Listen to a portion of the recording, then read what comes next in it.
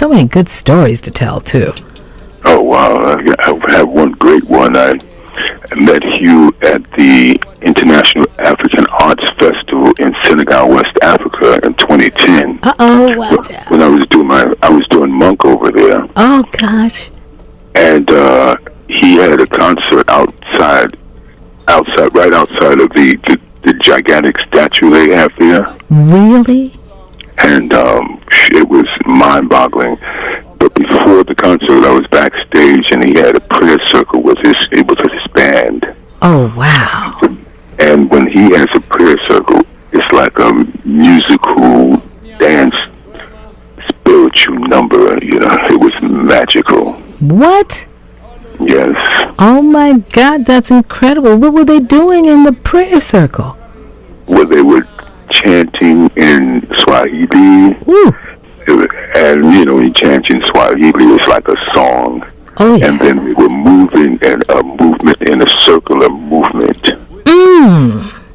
Or we were moving in a circular movement. So you were right in the mix, too. Yes, I was. That's a beautiful spiritual place to be.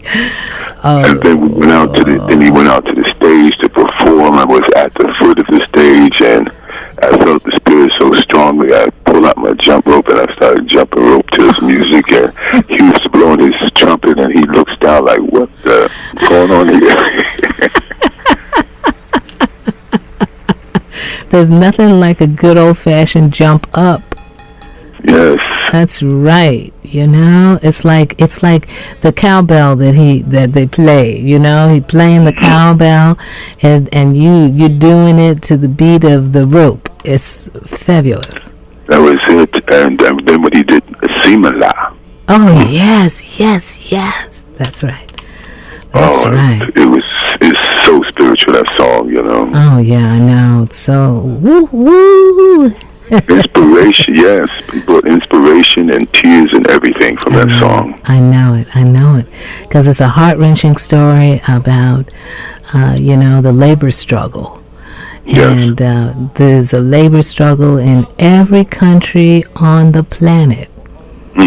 Yes, that's right. And, so true. And it is the same for us here too. We all struggle for fair wages, for decent work conditions, and a bit of freedom to bring our art to the fore.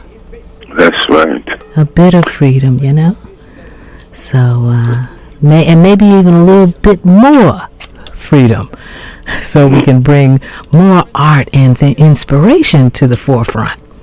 That's right. Yeah. Well, we struggle, but we have a good time doing it. Well, you make sure that we do. You are consistent with bringing the artists together at the Banana Pudding Jazz Jam, and your talent is culminated in great leadership, Romneil. Well, thank you so very much. Yes. So very much. Yes, indeed. You're so very welcome. Well, I want to give a shout out to you. This is Jazz Appreciation Month, and we appreciate you and what you're doing on the air. Oh, and thank you. Supporting jazz and playing it and interviewing the special jazz artists who've come through the station and just going out to the different events. Oh, that's so beautiful. Well, in terms of appreciation, I want to invite you and the family that's listening in to a special moment of appreciation on Wednesday evening, April 30th. And it's going to be at the Whcr, where we're going to celebrate International Jazz Day in Harlem. And I especially want you, Rome, and your wonderful friends who have all visited me here at WHCR, come to support me in fundraising. I want everybody to come out to this event. And, of course, you will RSVP with me and give me a list of who says yes. I will. Yeah, and everybody else, too, hit me up on Facebook and let me and confirm for me. But, I want you there. You know? I will be in the house.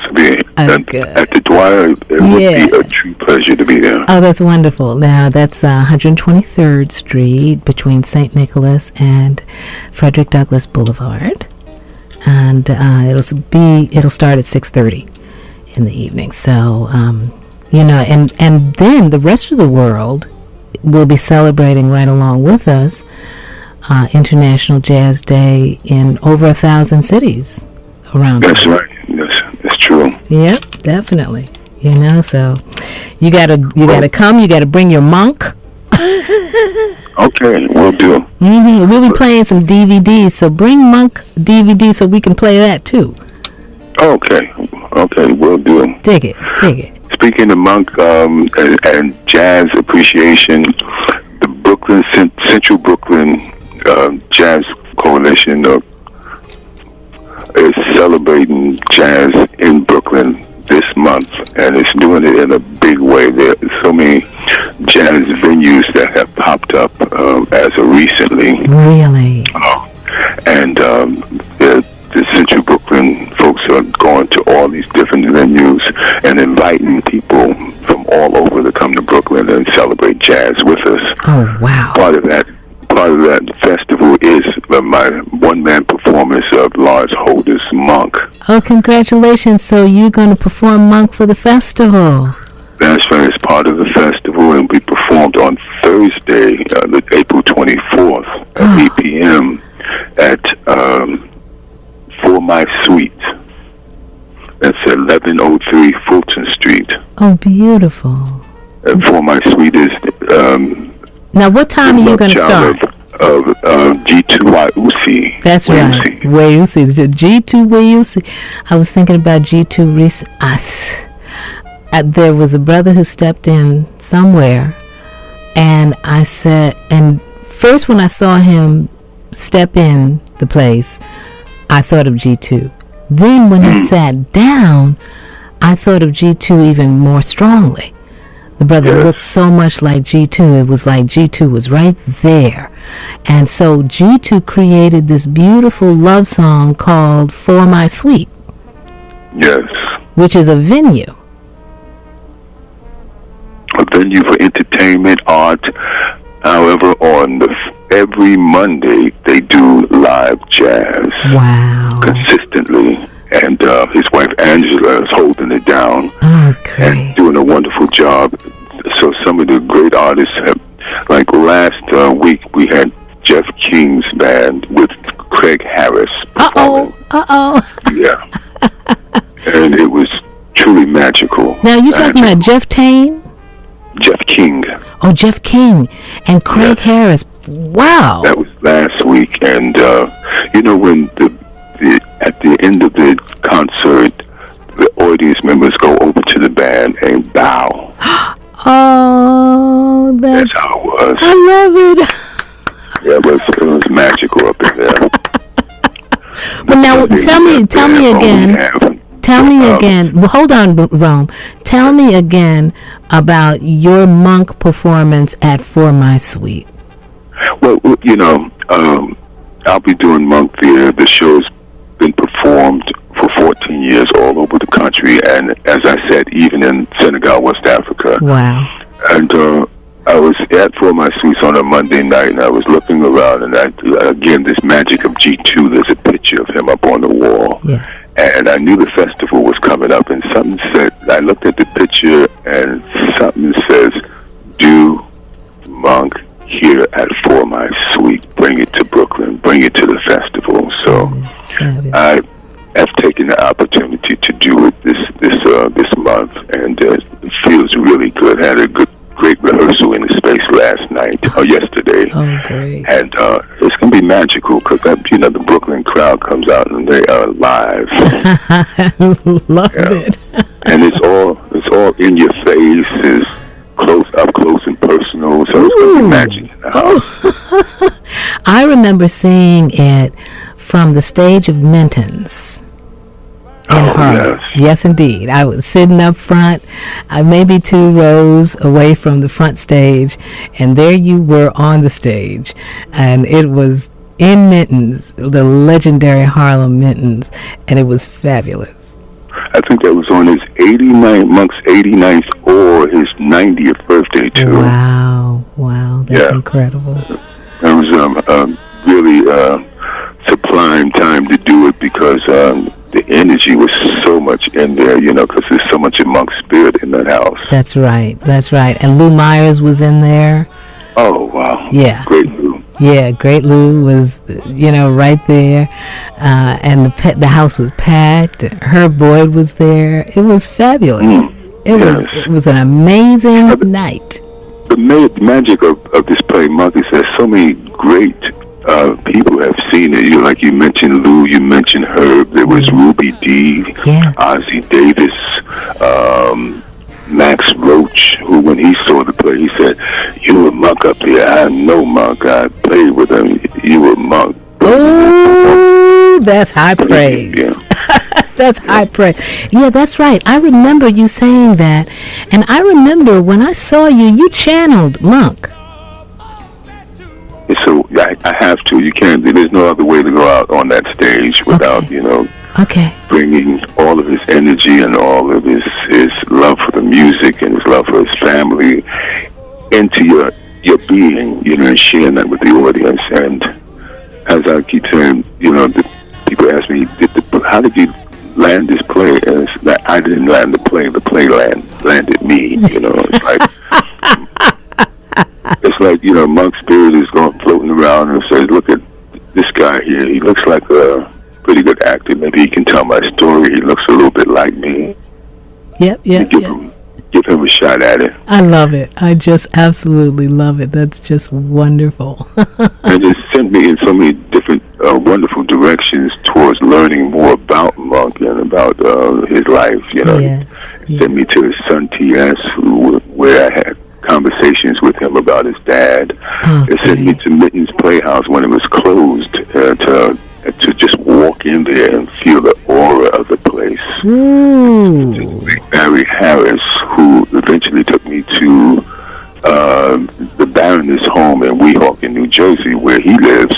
Where he lived with Monk for 10 years before Monk passed. So I was able to channel or feel the spirit of Monk in that house with the bed that he slept on, the piano that he played, and things like that. Yes, that's powerful. Yeah. What a powerful experience in your life. Oh my God. Amazing. Coming from you is even more so powerful. I feel it. Yeah, no, I feel it too. I feel it. It's like God painting a picture. It starts at one end of the canvas and paints colors, and each of those colors is an experience. And that's I don't even have words for what has happened to your life creating that role and having those experiences in and around it. It changed me to love jazz even more than I've ever loved it before. I know. It changed you into a jazz vocalist. Yes, truly. Truly. I remember you telling me that story, how because of that experience you went on to do this thing. That's, become this jazz vocalist, and you've really taken it on. I love the way you do your jazz vocalist, your singing with your acting. Yeah, thank you. Yeah, Thank you very much. Yes. It's really powerful too. It's a God sent, and it's a wonderful feeling to be able to share a song and touch people with feelings of joy, laughter, and tears.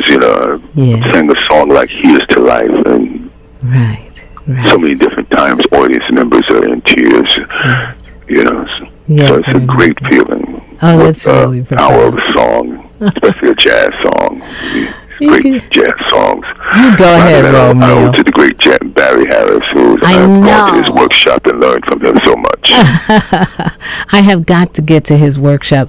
You know, I thank you so much for arranging for that conversation, the first of several with him and I on the phone here at Whcr and in the Gardens of Tranquility and Contemplation. It was such a joy to talk to him. It was priceless. I enjoyed the part that I did here, and I look forward to you going to that workshop, because it's going to take you to another level. And when you next interview you have with him, you're going to have so much more to talk about, and as far as seeing the man in action and what the love people have for him, and what he's been doing and sharing with folks for so many years. Yes. How old is he now? How old is Barry Harris now? Barry's, I think, 84 years, 84, 85. Okay, 84 years young. And he's got a lot of energy. He's got a whole lot of energy. He holds this workshop every Tuesday, 250 65th Street. And now, wait a minute now. You know, in Manhattan, we say west and east. West, west on the west end. It was right around from Lincoln Center. So it's 250 West. Center. It's 250 West 65th. West. 60 what? 65th Street. Okay, 250 West 65th Street. Okay, yes. Right. Yes. Near West End Avenue. Right. And it's open to all. You know, doesn't matter what your skills are. Just love the music, and he does a piano. I call it a gathering of folks at the piano, and he shows them different techniques and things like that, and chord changes in the music of bebop. Okay. And then around 8:30, he has the vocal workshop. And the vocal workshop, all the vocalists come there. You can be one of the great vocalists or the not so great vocalists, and we all learn a tune. We learn the key of the tune we're going to sing in, and then afterwards we actually get up on in front of the audience, and we sing that tune with a live trio behind us. Oh, amazing! Absolutely. And then afterwards, he has the workshop for the musicians, and you have people like Patience Higgins and Ray Blue and so many other great musicians that come in and under Barry tutelage. Yes. Oh, boy. We're looking forward to you definitely stepping in on that workshop. Yeah, thank you, Rome. We're going to make that happen. You know, I need your support in that. Because, you know, my schedule during the week gets really, really hairy. Understandable. Yeah, but we're going to make it happen. And, this is really powerful stuff. Again, it's just to say we're celebrating Brooklyn jazz, and some of the venues that's doing jazz is Sister's Place, which has jazz tonight. I don't know exactly who's performing, but they always have a line of wonderful performers. I think Vanessa Rubin is performing either this week or next week. You know, when I played a CD of hers with Don Braden, and people called me from everywhere talking about that voice of Vanessa Rubin's. I was amazed. I was so delighted too that I had hit the right note. That was incredible. What an experience, Vanessa Rubin. There's Sister's Place is 966 Jazz. Like last night, they had Lou Donaldson there. Ooh. And that was magical. Lou had everyone up on the floor dancing to his music. Were you there? And yes. I know they dance. You told me these stories, and these beautiful sister seniors, these golden youth, as Tim McAfee Lewis calls them, called me talking about all the energy and all the moves. That's right. I'm actually working on a documentary about the place as we speak. Oh, good. Congratulations. Yes. Yeah, that's going to be fantastic. That's right. And then there's also the Brownstone Jazz. Brownstone Jazz, Debbie Mack, that has a brownstone, and she does jazz out of her space. And that's Fridays and Saturdays, and so many great artists have come through there also. There's a new place that's opened up, a new luxurious entertainment spot called Milk River. And that's located over on Atlantic Avenue, and they're doing jazz out of there. My good friend Eric Frazier will be there on nice. End of the month, April 30th, I think. Isn't it? Yeah, he's there on April 30th that evening. Yes. And Steve Cromedy, fantastic vocalist, he'll be there Easter Day. Oh, wonderful. And it's free. Okay. And it's great dining and great live music. Wonderful. So Steve Comedy is this Sunday, 7 to 11. At Milk River? Milk River. Go on. Yeah. So, and I don't have the address to these places, but you got the names. Again, Jazz is at 966. Is at For My Suite. It's at Sister's Place. It's at Brownstone Jazz. And again, Brooklyn Jazz is live and happening. That's what right. was that Paul, you were a part of the festival last year. I was last year. I was so honored to go to, I think it was the Skylight Room. Yes. And be the moderator of this fabulous panel. I got to just, do my healing voice jazz commentary piece and work with the sisters, Sister Azania and Cynthia Holliday and so many other wonderful, brilliant women, and Bertha Hope and her group performed there. It was really a beautiful experience. I was really honored. They're doing it again today. Wow. At the Skylight Gallery, and that's at from 1 to 4. And they have Debbie Mack from Brownstone Jazz, Viola Plumer from Sister's Place, Kim Clark, the bassist producer of Ladies Got Chopped. Right. They'll be on the panel. Wonderful. That's beautiful. I'm so proud to hear it. Who's moderating this year? Oh, who is moderating this year? You got me on that one. Oh, okay. Well, I know it's dedicated to the great Alma Carroll. Oh, how beautiful. Well, I'll tell you, the sisters who do this, it's a women's contingent of... Robin Bell Stevens is moderating. Oh, yeah. Powerful, beautiful sister. That's our Harlem Jazz Mobile sister. Yes. Indeed. Yeah, that is just absolutely fabulous. But it is sponsored by the women's group. I don't know the exact name. Maybe you have the name of the women's... It's called the Women's Viewpoint, but it's sponsored by as part of the 15th annual Central Brooklyn Jazz Festival. Okay. Yeah, wonderful. Yeah, the Women's Viewpoint. Just really a powerful group of women.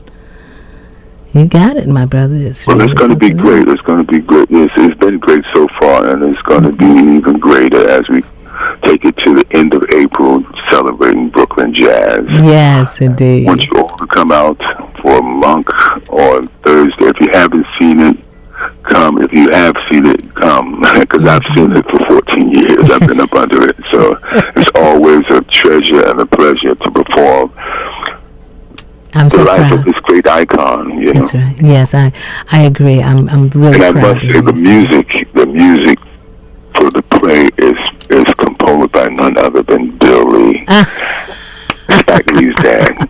And didn't he recently get an award? Was honored? Yeah, as part of the festival, he received the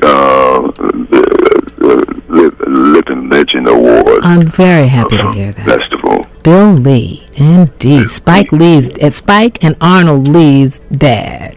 That's right. A brilliant musician and jazz artist for many decades. Yes, he's been holding it down, doing some wonderful work, and I'm so honored that he decided to do the score to Monk. Yes, me too. On the score, we have Arnold Lee on alto sax and Marcus Persiani on piano, along with Melvin Vines on trumpet and Bill Lee on bass, and yours truly playing a little shakeré on it. How fabulous. And it's all recorded up under the play, and every state I go to, and every time I do the play and hear Bill's score, I am just in awe of the magic of this and genius of this man and the music that he's laid down over the years. Yes, yes, yes.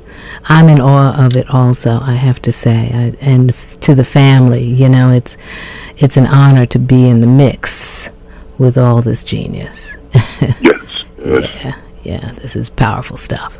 Magic. You know, and it has positively and powerfully affected and impacted the entire world and it's been testified to that. There's been a testimony and a honor given to it by the United Nations Educational, Scientific, and Cultural Organization, UNESCO, to determine and declare that jazz is a universal language, and one of the most. And so people are celebrating these contributions, your contribution, all over the world. Yes, truly. Yeah, definitely. It's absolutely fabulous. Okay. I leave a number for people if they want to make reservations. You can even say it twice. Yeah, just call 718-288-8048. Again, for reservations, advance tickets, call 718-288-8048. For the play Monk by Lars Holder, starring yours truly at For My Suite, located 1103 Fulton Street. That's near Claver Place, where the old East used to be. And all people have to do is take the the C or the S train to Franklin Avenue, and it's about a block away. Oh, that's beautiful. Beautiful. Excellent. Oh, thank you so much for that, Ron. Well, thank you, and thank you for holding it down and being very supportive of the music. So very. And let's give a shout out to Sheila Anderson, who's always listening to you. WBGO. WBGO. Go on, my sister Sheila Anderson. Big hugs to you, my dear. Please come and visit me sometime, and certainly come and hang out with us at the Dwyer on Wednesday evening, April 30th at 6:30 p.m. We're going to celebrate our great contribution to this magnificent art form. Yeah. I love that. It's good stuff. My sister. Thank you, Rome. Peace and blessings, and have a great day. You too. Peace and blessings to you always, Rome Neal. It's good stuff, and it's chilly out, but spring it's on the wing, and it's on its way to us. Soon we'll be grazing in the grass, baby.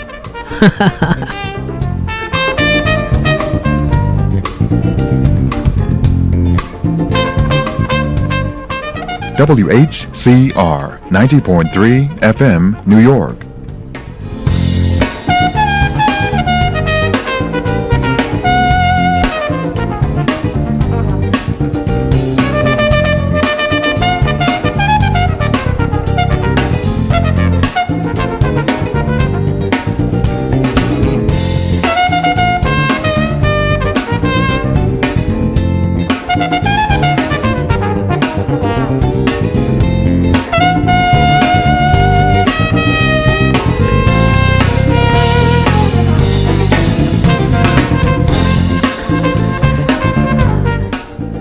The brilliant Hugh Masekela in the background with that stunning song. He must have made a lot of money with that. Grazing in the Grass. I remember singing that all over the summer and just dancing around and enjoying the light that came with it, you know. It's a beautiful experience. And I want to bring you the beautiful consciousness of my good sister, Reverend Nafisa Sharif, this morning. Good morning. Good morning, family. Good morning to you. Thank you so much for having me back. It was a treat being with you all last week. And It's even more of a treat to be back this week, so thank you so much. We had such a good time, and I have to tell you, we had a tremendous response from the family. Just beautiful. just really loving what it is that you do, and for those who were not tuned in last week, you should just remind them, or should I say introduce to them, the concept of your organization entering the Holy of Holies and all that you offer to us. Well, thank you, Daya, and again, thank you for the opportunity to share it with the family. Good morning, everyone. My name is Reverend Nafisa Sharif. I am an ordained interfaith minister. I am also the founder and CEO of Entering the Holy of Holies, an Institute of Learning and Healing. We are a not-for-profit organization. We are established largely in the Harlem community, where I not only teach meditation and the spiritual tools for transformation, but I also have been teaching traditional African dance classes from the old Malian Empire for about the last 30 years. So many people know me much more from the African culture and from teaching dance classes, as well as the meditation work that I do. So yes, we do offer an array of services, from meditation, which is our hallmark, helping people to really quiet their minds and relax their bodies, opening their hearts to be able to access their own energy and their own answers from within, to really empower and strengthen the individual to stand in his or her own self-worth and self-glory. But we also teach, we also have a Women's Rite of Passage, which takes place every July, and it's a small passage. We only accept 10 women because it is such an intense passage, a month-long intensive, and then a retreat that we go away for Friday, Saturday, and Sunday. And it is an incredible transforming month-long experience. Wow. Yeah, so many offerings. Of course, the African dance classes. What's coming up for us soon is something called Dancing into Spring. We celebrate the spring.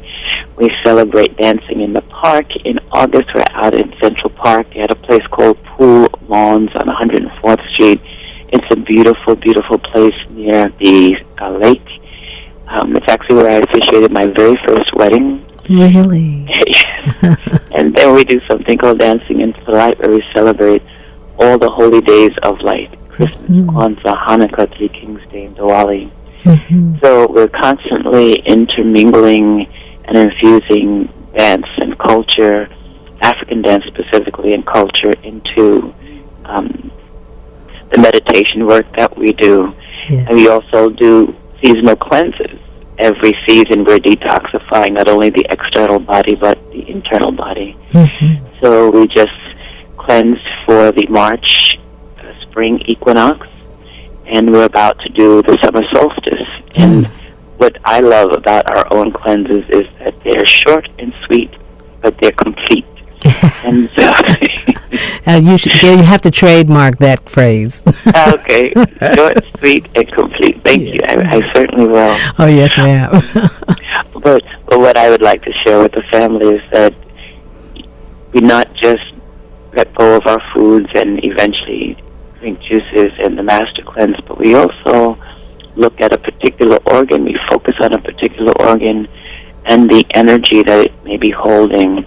So coming up would be the organ of the liver, and focusing specifically on releasing our anger that gets stored in the liver. And for each of the cleanses, we do that same thing. So all of your support, all of your affirmations, all of your intense meditations, the whole focus is about not just cleansing your physical body, but really looking at your anger, and especially very suppressed anger that we don't want to look at, and allowing it to surface, and not just being angry all the time, but to really, again, through the meditation, learn some spiritual tools, some techniques, some ways to really quiet your mind and to express, even to come into contact with how you're feeling about your anger, and then to be able to not just release it, but to heal it. Because often anger isn't just at the self, it's also with other people. Oh, So sure. there has to be a healing that takes place as well. So we have phenomenal stories of people doing these tremendous transformations, or making these tremendous transformations in 10 days. Oh, So my God. I do invite everyone to the website at like Tom, HOH.org, www.ethhoh.org, to really see the array of services that we offer, and to come by and visit, not just to look at the website, but to really come and participate in Dancing into Spring. I believe it's May 14th. It's a Wednesday night. It's our regular African dance class night. And then, of course, the summer cleanse coming up, and our white party coming up in June. So we have so much coming up. Now, what's a white party in June? A white party in June. Oh boy, this is our moment of, well, for those of you who don't know, I wear white all the time. And so we thought, in honor of our 10th anniversary, this is our 10th year of being an incorporated entity, organization, that we would have a white party, and it will feature Susan Taylor as our keynote speaker, and everyone who comes must wear white. But it will be a wonderful evening of meditation, a dance class, a short version of a dance class, and then a boogie down party. But we'll all be wearing white and eating great food. And Now, wait a minute, my sister. Sister, Reverend Nafisa. Did you say a boogie down party? I said a boogie down party. I sure did. Because that's what we do. That's exactly what we do in our dance classes. Wow. That's what we do in our life. Even what we're doing right now, we're boogieing down and we're laughing and we're having a good time. That's right. So it's a boogie down in a good way. Yeah. I love it. I'm starting to share my age here, So. But that's all right. It's good. The energy that comes with it is infectious, and I just love it. I know that people are getting a chuckle and feel a little tickle around it and are inspired by it, too. Well, that's my hope. That is my hope. And I'm not giving more details yet, only because some of them are still being solidified. Okay. But as soon as we do, I will share them with you and the family. Oh, that's beautiful. Now, you have an extraordinary event coming up at Taino Towers. Yes, we do. It is a wonderful, wonderful second annual health expo entitled Transforming the Temple, the Bliss of Now. And the sponsoring organization is the Caribbean Cultural Center African Diaspora Institute, founded and run by Dr. Martha Vega. And she and Desiree Gordon, their program and education director, brought in myself, entering the Holy of Holies, and Dr. Danette Bean from Back to the Middle, a Brooklyn-based organization largely focused on women's healing, in partnership with her husband, Dr. Bashir. I want to say Wilson is his last name, Bashir Wilson, who does acupuncture. And so the collaboration is the three of us coming together with this wonderful idea of transforming the temple. And, of course, the original temple is the physical body. Right. So this is where we go to cleanse, to clear, to heal, to access our communion with God, to commune with God, to pray. So it's a day from 12 p.m. in the afternoon to 7 p.m. in the evening, offering an array of services, foods, a marketplace. Again, Susan Taylor will be our keynote speaker at this event as well. And we'll have a wonderful depression panel, really looking at focusing on mental health. And so we don't always think about the mental health when we think of our physical health or our bodies. We think physical first and mostly foremost. But, everything starts with the mind. So if our mind is not in a place of peace and serenity, and even knowing that there are places to go to seek help when we're off our center or off balance a little bit. So Mm-hmm. a wonderful panel of psychologists, psychiatrists, wellness providers. I will be on the panel as well, offering meditation at the very end of the panel. And all of our healing sessions are about 45 to 60 minutes, so nothing is very long. So you're really getting a taste of many different things, from not just the depression panel, but all throughout the day there will be different movement classes going on in the gym, starting with Qigong and Salsa. I'll be teaching the African dance class. I said 4 o'clock last week. It was 4 o'clock last week, but it's been changed to 3 o'clock. Oh, it is? Now, it's 3 o'clock now. It's 3 o'clock. Okay. We realized that we did some maneuvering of the workshops, and so there was a conflict with my own class, so I will now be teaching at 3 and on the depression panel at 4. Okay. And we'll be ending with a house class. But there will be a vendor's market all surrounding the gym area that will have the movement classes. And then there will be demos throughout the building. There's a children's corner, so there will be storytelling for all the children. There will be an art therapy workshop with Jennifer Davis. There's so much going on, from gemstones and essence healing to, again, food, how to prepare your own foods in a fun way. So much. So, again, if people wish, they can go to my website. Of course, I gave that already, but... Oh, no, once again, it's fine, yes. Okay. www.hoh.org.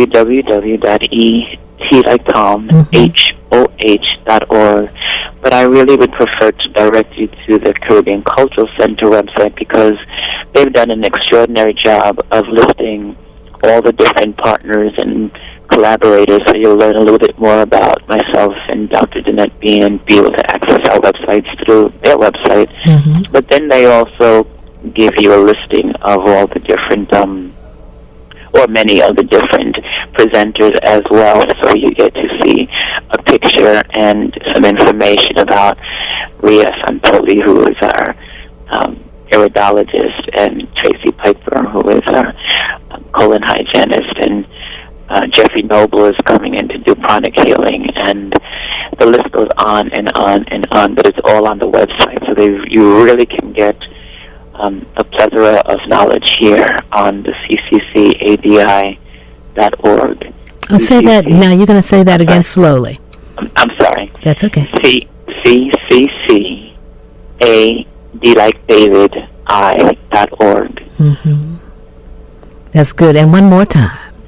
CCCADI.org. Yes, and you can visit that website, the Caribbean Cultural Center's website, and learn all of the information about this, and the date for this beautiful event. It is exactly 1 week from today. It is Saturday, April 26th. Again, it's from 12 p.m. to 7 p.m. The fee is an $8 fee in advance and a $10 fee at the door. Children, it's $5, 12 years old and younger. And for students and seniors with a valid ID, it's only $5. So it's a very easy price to be able to... Very easy, very easy. And we typically don't mention prices. I'm so sorry. That's all right. I love you, my sister. we nobody heard that, but believe me, the prices are so low. It's all affordable. It's fabulous, and it's wonderful. I want you to go to the websites and register for this for next Saturday, and really treat yourself. Now, did you mention the Qigong, the Tai Chi, things like that? I did. The Qigong is the first class at 1 o'clock. Okay. In the gym. And it's followed by a salsa dance class. Excellent. And then my traditional West African dance class. And then we end with a house dance class. Now, the house dance class is going to be after the depression panel. It'll be simultaneous. Okay. There'll be things happening throughout the building simultaneously in different locations. Okay. So the gym is the market area where all the vendors are, where the food will be, where the dance classes are taking place, where registration is. So all of that will be on the main floor. Okay. And then we have different spaces in the theater where Susan Taylor will be delivering her keynote speech at 12:30. Right. So, family, if you do wish to hear her speak, please do come out nice and early at 12 when the doors open and come and get your seats. So And this is 123rd Street and what avenue? This is 240 East 123rd Street between 2nd and 3rd Avenue. Okay, 123rd Street between 2nd and 3rd at Correct. 240 East 123rd Street between 2nd and 3rd. That's good. Now, are you going to have any movement after the panel? No, because everything stops at 5 o'clock. Okay. The panel ends from 4 to 5, and then we take a short break in terms of services and offerings. Things, of course, are still going on, but from an internal perspective, we're starting to now segue into our performance and our final meditation and salutation. So, very good. Those of us who are collaborating will be internally just making all of that happen between the 5 and 5:30 hour. But of course, people can still shop and still eat and still move around. And I want to make sure that I am saying also that people can go to Eventbrite to purchase their tickets. So the Bliss of Now.eventbrite.com. The Bliss of Now. Now. Beautiful. It's just so wonderful, an offering from entering the Holy of Holies and the Caribbean Cultural Center. I thank all of you and our beloved Susan L. Taylor. I mean, this is, and Dr. Danette Bean. Back to the middle, absolutely. Yeah. She's the third collaborator, yes. Yes. So, we're in the right circle, family. It's serving us, and it's healing us, and it's empowering us to take those skills onward and upward, and forward to continue the healing circle. So, it just gets bigger and bigger. We heal ourselves, we heal our families. We heal ourselves, we heal our loved ones. We heal ourselves, we heal past traumas, historic traumas. So this is a good work. It's very true, Dahlia, and I say this all the time, that sometimes when people think of service, the first thought is what to do for others, which of course that's true, but you cannot give what you do not have. So the first healing has to be with the self, and the willingness to really look at the self and to make the changes within the self. And it is a miracle. As you change, people want to be around you. People ask you, what are you doing, and how are you so happy, and why are you so blissful? And you will tell them, and you will share it with them, and they too will then heal, and then they will bring it into their families. And that has been my greatest joy, to watch the generations come through my work. Yes. That I personally have been on my spiritual journey for almost 30 years. And then I started teaching publicly maybe 20 years ago, but we were only incorporated as an institute 10 years ago. But because I've always been teaching for 30 years, almost 40 now, there are so many people, my own contemporaries or friends or students who've taken class who, of course, bring their children, and their children grow up and they see the work, or they integrate it into their families, so their children, their husbands, or husbands to the wives. It becomes a family affair, and the joy just becomes contagious, to use your words. So that is the greatest joy, that it is happening just by one little person choosing to bring it into what they do. So I say it all the time, if you are a chef, then be happy cooking and serving people, and that's how you actually serve the world, just by being happy in what you do. And I think it's so important that we remember to not just have a job to survive and to make ends meet, which is important, but to do our best to love what we do, or to do what we love. Because when you have that passion, and you personally are happy, again, the universe supports that, and you then, in turn, support the universe by all the people you serve just by being in your presence and just by your joy. That's right. The joy, as you describe, is contagious. Mm-hmm. It beams outward, and when we are happy doing what it is that we do, those things that we must do, as well as the things that we want to do, if we are deliberate about infusing them with love and joy and light, then it definitely translates. It's like what they tell me about the microphone. It's really exciting being in front of the microphone and expressing to the family. People hear your emotions, they hear your joy, they hear when you decide to smile when you're saying something. It comes across very, very clearly. Well, same thing with your presence, at work, at home, in love, in everywhere. It oozes, it expresses, it reverberates on out of us, all these wonderful things, and when we do so deliberately, it's healing. Absolutely. And we sometimes forget that everything is vibration. Yes. So we experience each other vibrationally before we even take you in through our eyes or our touch or any of the other senses. So our hearts are constantly feeling, and so without knowing someone or without, them being a stranger to you or a different culture or color, you have this deep affinity because you recognize this place of humanity, of spirituality, even divinity within one another. And you cannot deny that because the feeling is so beautiful and so intense. Yes. That's so very true. And the same thing for depression and anger.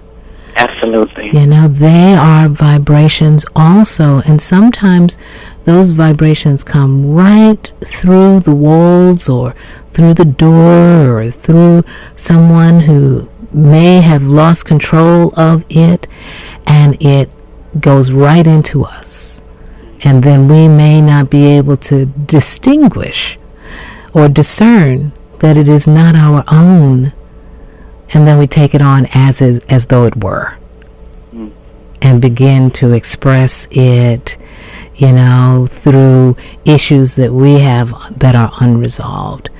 And so if you take a moment just to acknowledge what you feel, and then ask the question, well, why do I feel that way? What is at the seat of this? Where might this be coming from? Is there something that needs to be held gently and understood more fully? Or is there something that needs to be communicated honestly and openly? Just stop for a minute. They used to say count to 10. But you can ask yourself, what is this feeling, and why am I feeling it? And what would I like to do with it? And how would I like to respond? And if you have the power to respond with love first, then, all things can be worked out. And, it's not the easiest practice, but when you make a commitment to get it, there's ancestors to help you, and angel spirits and guardians and all kinds of wonderful things to help support you and direct you in not being alone in the journey to joy and love. And entering the Holy of Holies is certainly one of those expressions from the Creator that we have at our access, which is really very beautiful. And thank you for all of what you just said. It was very beautifully stated. And I'd like to add that, anger is a very powerful emotion. And by the time we're angry or enraged, we're not really thinking so clearly. So it's not always so easy to pause and even count to 10 or to be rational and start to dissect or ask the questions of where is this coming from and what do I really want to do.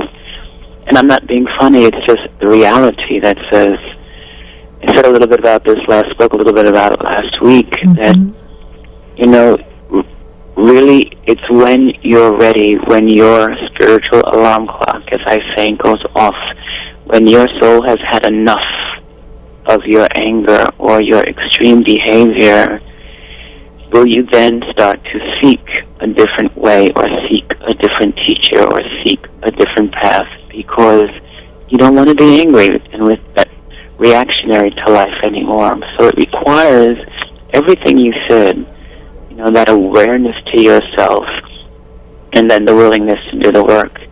But the reality is those seeds that you've spoken of often come from or have been planted deeply in our own family histories and in our own personal hearts, choices we've made for ourselves that had nothing to do with anybody else that we now have to account for the reaction or the response or the to. So there's a lot to the healing and the many reasons why people don't want to do that level of work.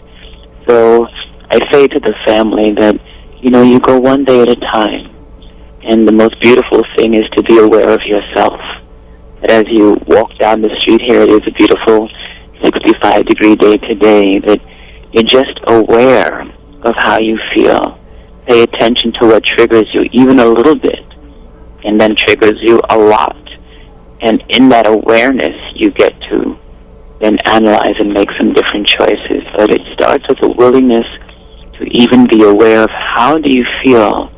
So there are two little questions I like to always leave with people. One is, how do I feel about anything or anyone? And the second is, what do you want to do about how you feel? And there's no right or wrong. There's just, what do you want to do about how you feel? And if you are honest enough with yourself and truly being authentic with yourself, whatever you choose will be perfect for you.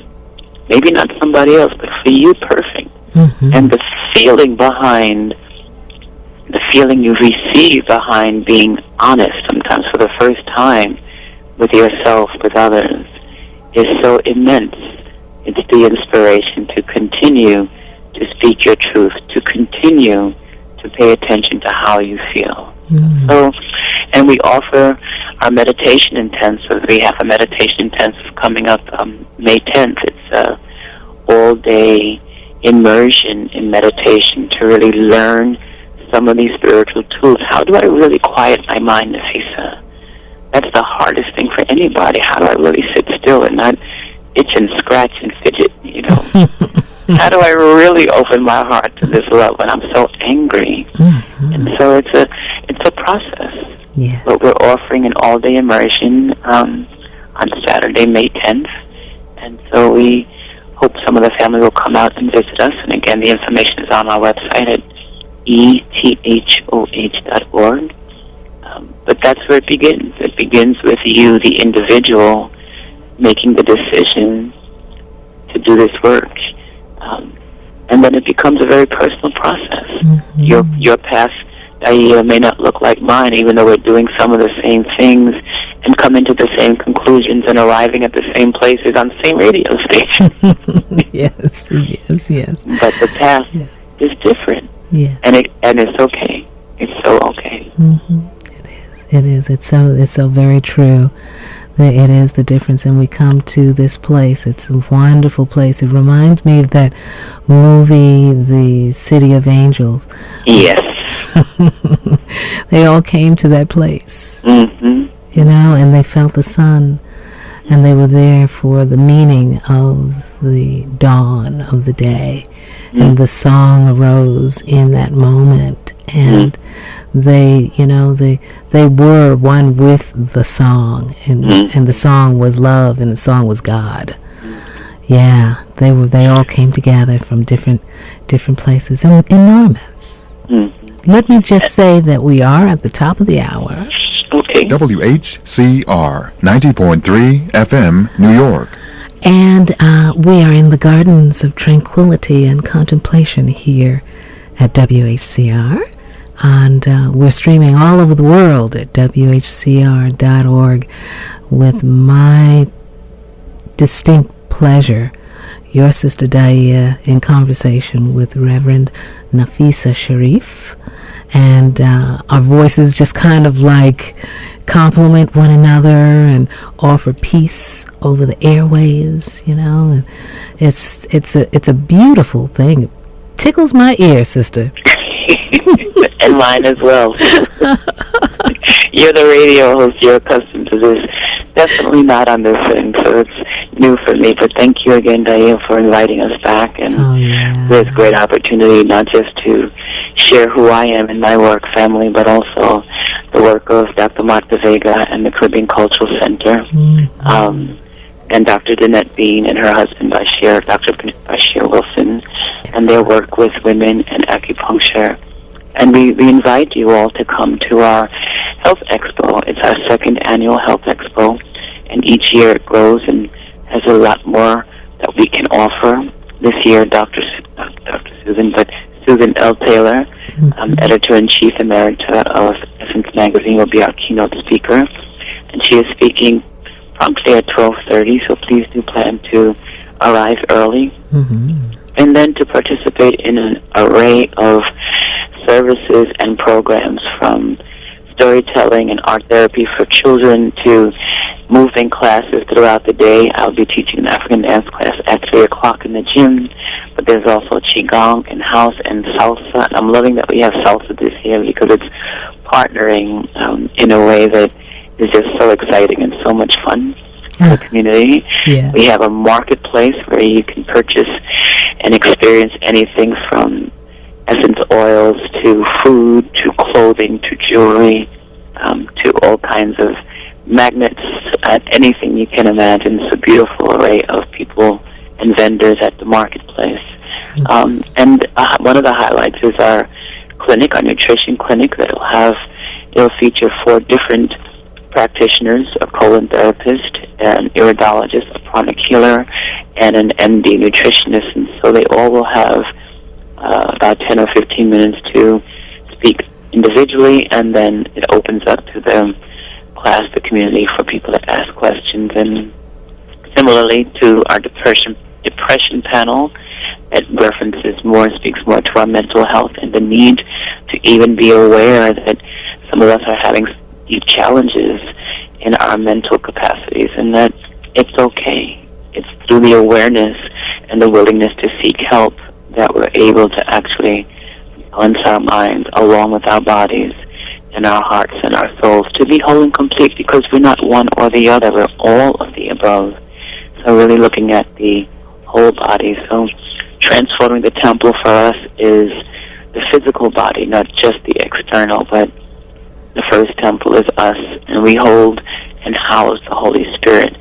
And the bliss of now, bliss is ecstasy, is extreme joy. It's ananda. And so living in that place of joy and being very spontaneous now, not waiting for someone else, not waiting for a sunny day, not waiting for any moment other than this one that is upon you, to make the choice, and this is key, to make the choice to be happy, to be blissful, to take care of your temple. And that's all it is, Diane. So it's little and simple and huge at the same time. A choice. You know, the choice.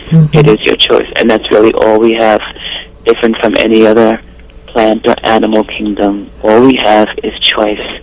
And in the choices we make, here comes Shakespeare, they dictate the lives we lead. So everything that we think, say, and do will some kind of way affect and influence the world, and our world specifically. That's right. That's right. It vibrates out, and the thoughts vibrate outward too. And it's wonderful that you're having this day next Saturday, promptly at noon at 240 East 123rd Street between 2nd and 3rd. And we need to be there, you know. I intend to be there, and I want the family to be there also. And let's all come together and begin this journey. And along the way, you have a meditation in the mornings at 6 a.m. I do have meditation in the morning at 6 a.m. I do. I did one this morning, in fact. Oh, wow. We've been meditating every day. Maybe a couple of years ago, I was making my bed, and I often get spiritual inspirations while I'm making my bed. Oh. And I know it's a very funny place to receive them, but that's what I do. Yeah, that's quite a metaphor, you know. You make your bed and you lay in it, you know what I mean? Right, exactly. And I could hear this message, it's time to meditate together or collectively. I said, how are we going to do that? Meditate collectively, you know, like at one time, besides a class or a workshop. And so I was thinking about it, and I said, oh gosh, how are we going to do this? And maybe within 15 minutes, someone else called me, and Tia Drumgold Benson from our board, and she said, I think we're supposed to be praying collectively. And I just started laughing. Okay, Tia, we have to make this happen. So we talked about our conference call line, that it's a free conference call line. Why don't we channel it through there? And so every morning from 6 to 6:30 a.m., I'm on the line, and if not me, one of my assistants, either Donna Scott or Chiquita Payne, will guide you through a 30-minute meditation that will allow you to really just focus your day in a peaceful way, in a harmonious way. It's tutorial in the beginning, how to sit, how to hold your hands, where to place your legs, hold your body, how to breathe. We take a moment to declare our intention. So everyone's intention is individual, unless there is something going on that we wish to pray for the world. Excuse me, right now we are praying and focusing our energy on the Holy Week. So today is the day that Christ is in the tomb. So in addition to all of everything else we're doing, we're trying to be a little quiet, a little still, and really just commune at a very deep level in the womb space, that dark space, the tomb, where there's not a lot of physical activity, but much more energetic activity, that communion with God in preparation for the resurrection and the new life tomorrow. So when things happen in the community, when the buildings exploded, we said prayers for everyone, including Con Ed, you know, that you just have to pray for people to really be more responsive and more responsible. Yes. You know, without even knowing all the details, but just hoping that on each side that people come into their greater sense of self-responsibility. And of course, families who had no idea what was about to happen. And it just reminds us of the delicacy of life. One of our family members, a cousin of his, was in the car that flipped over a couple of weeks back in Queens and killed all of the 4 young adults, the teenagers, and one of them was his cousin. And so just so instantly, you know, people's lives are changed. Yes. And it happens every day. And again, back to the bliss of now, the choice to really live your life in as much peace as possible. Because tomorrows are not promised. Moments change day to day. But I do wish to give you this free morning conference call number. And it's 605-477-3000. Once again, 605-477-3000. And that's the main dial-in number. You'll be asked for an access code. And you'll enter 561619 and then the pound symbol. And that will bring you into the conference call. Because we mute you out, you're welcome to come in late or leave early if you need to. We won't disrupt the meditation. So everyone is welcome. There's no registration. There's never a fee.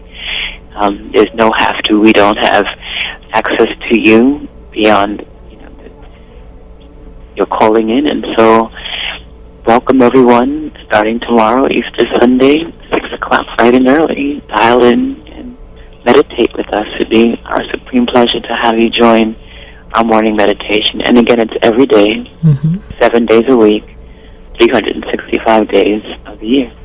Our supreme pleasure. Supreme pleasure. That's so lovely. Thank you. Yeah, that's so very beautiful.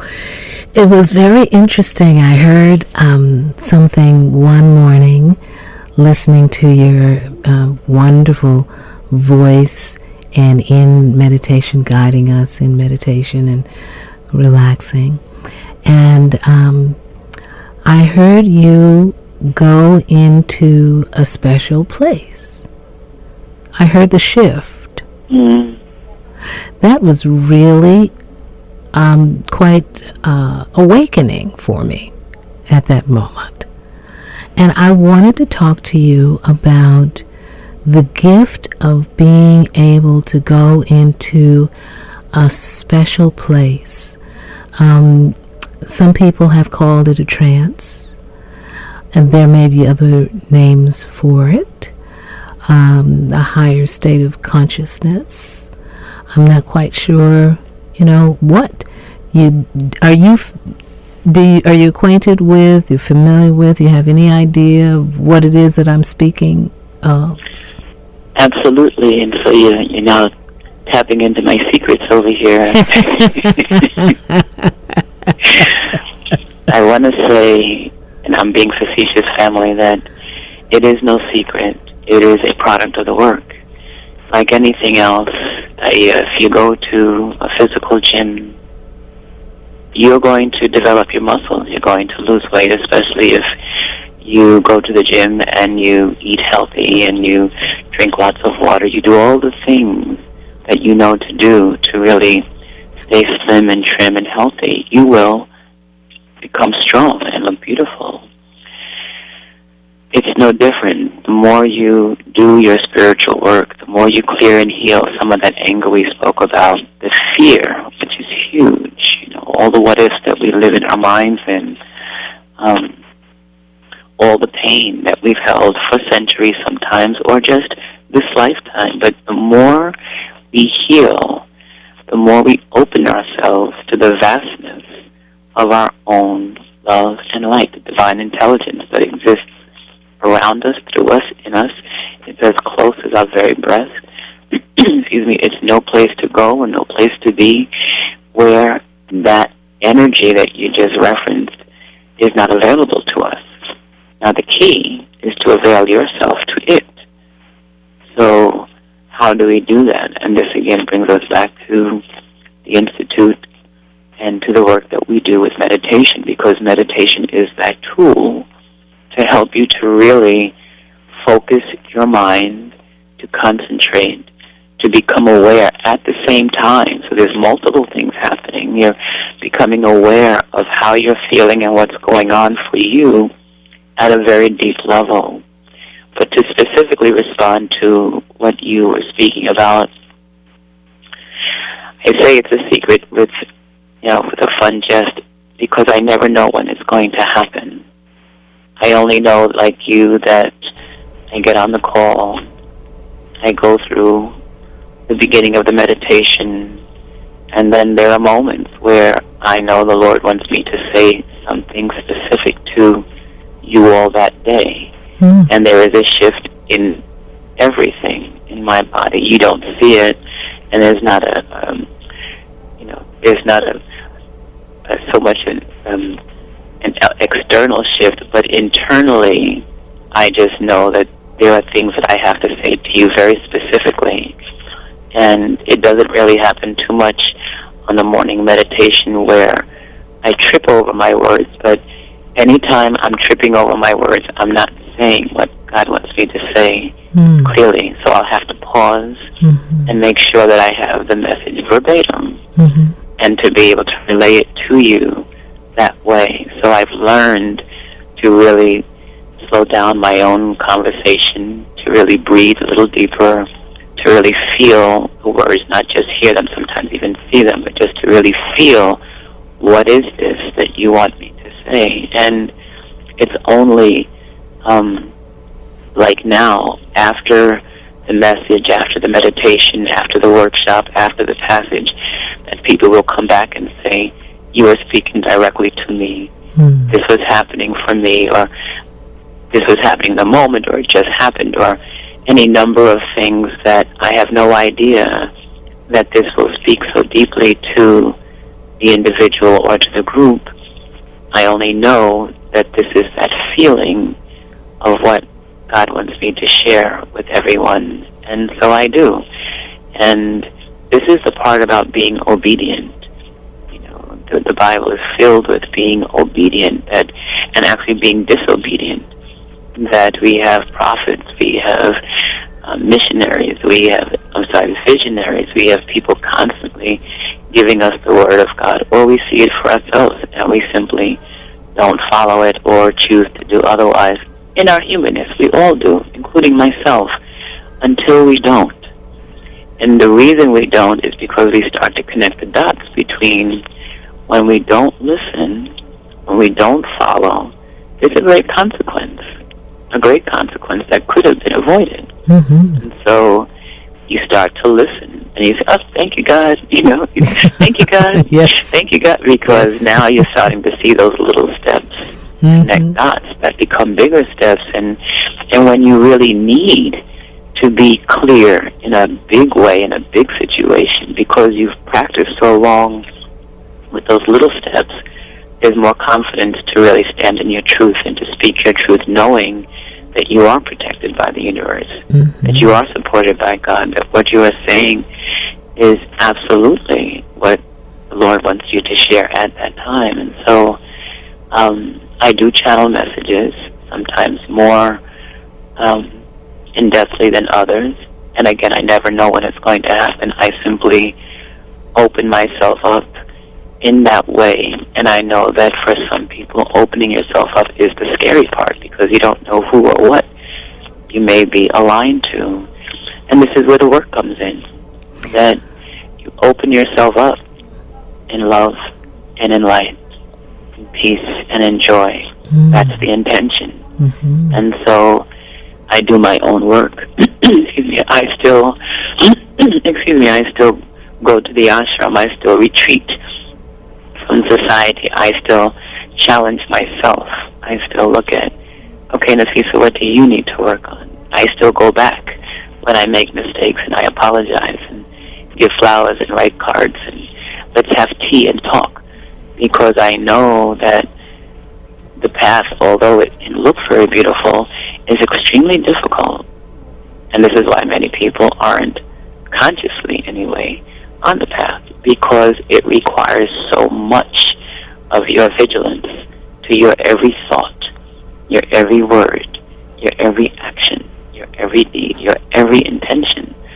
But the beauty of it is you do transform. Back to the temple, you do transform, you do heal, you do open, you do expand, you do grow, you are happy, you are peaceful. So it's not so much the destination of, yes, I want to be the enlightened being, which we do want, but it's more the journey. I get to be on your radio show and talk to you and share this with the world and your family. I get to teach dance classes and have a great time, because as a professional dancer, that's what I love to do first and foremost in the whole wide world.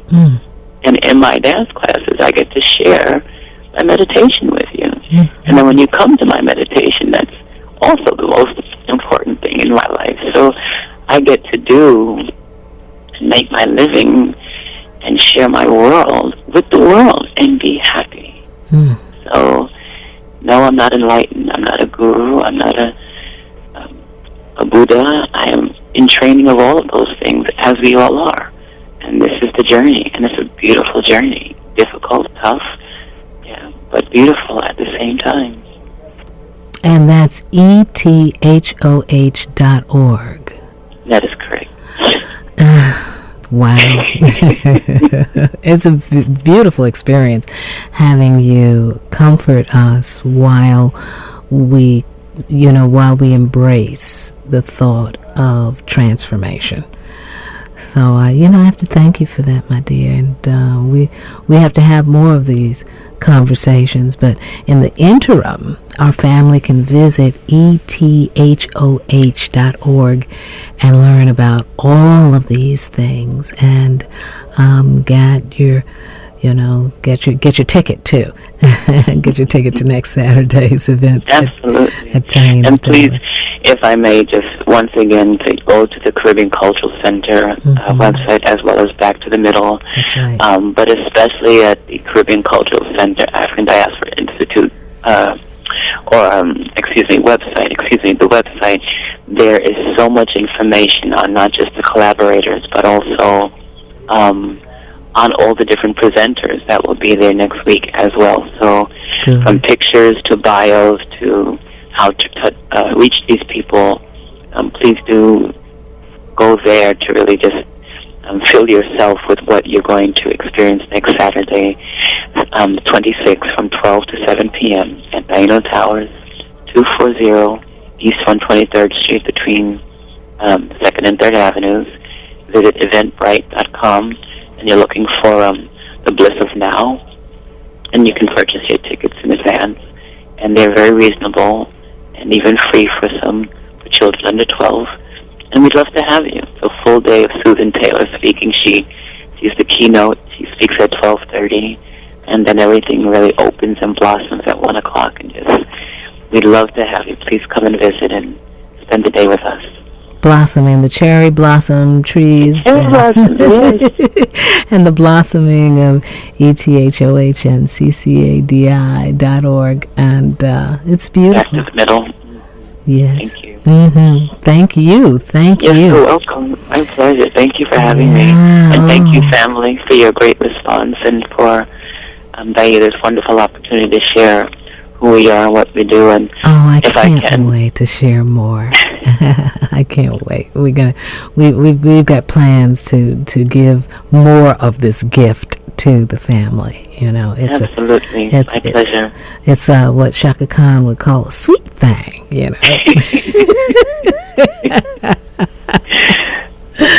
Oh boy, yes indeed. Good morning to the family here in the gardens. It's the gardens of tranquility and contemplation. There's so much to contemplate. All right, my sister. It has been a distinct pleasure.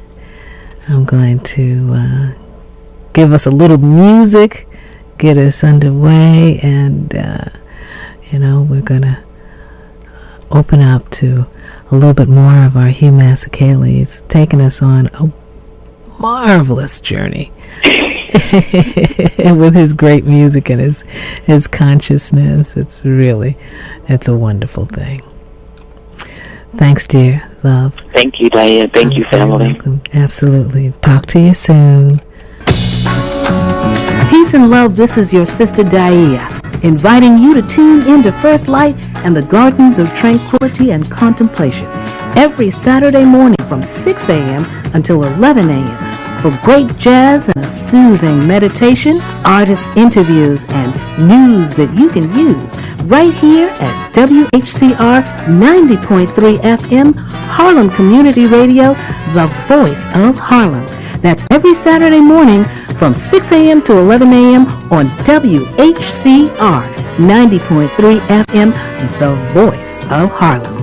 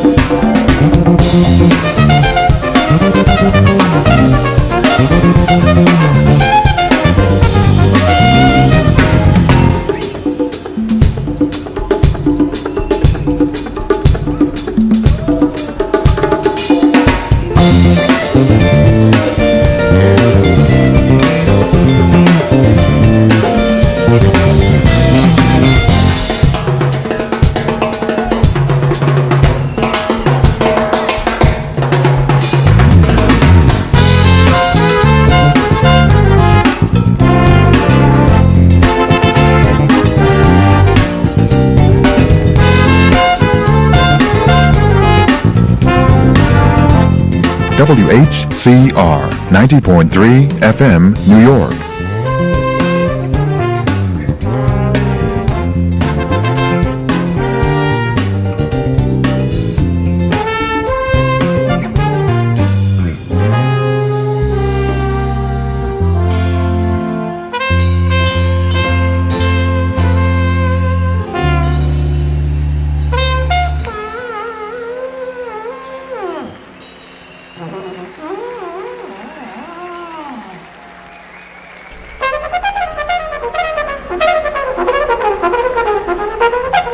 Hugh Masekela doing his thing. Ain't it sweet? Here in the Gardens of Tranquility and Contemplation at WHCR 90.3 FM and streaming all over the world. WHCR.org. A little something from the African American epic suite, Yusef Lateef.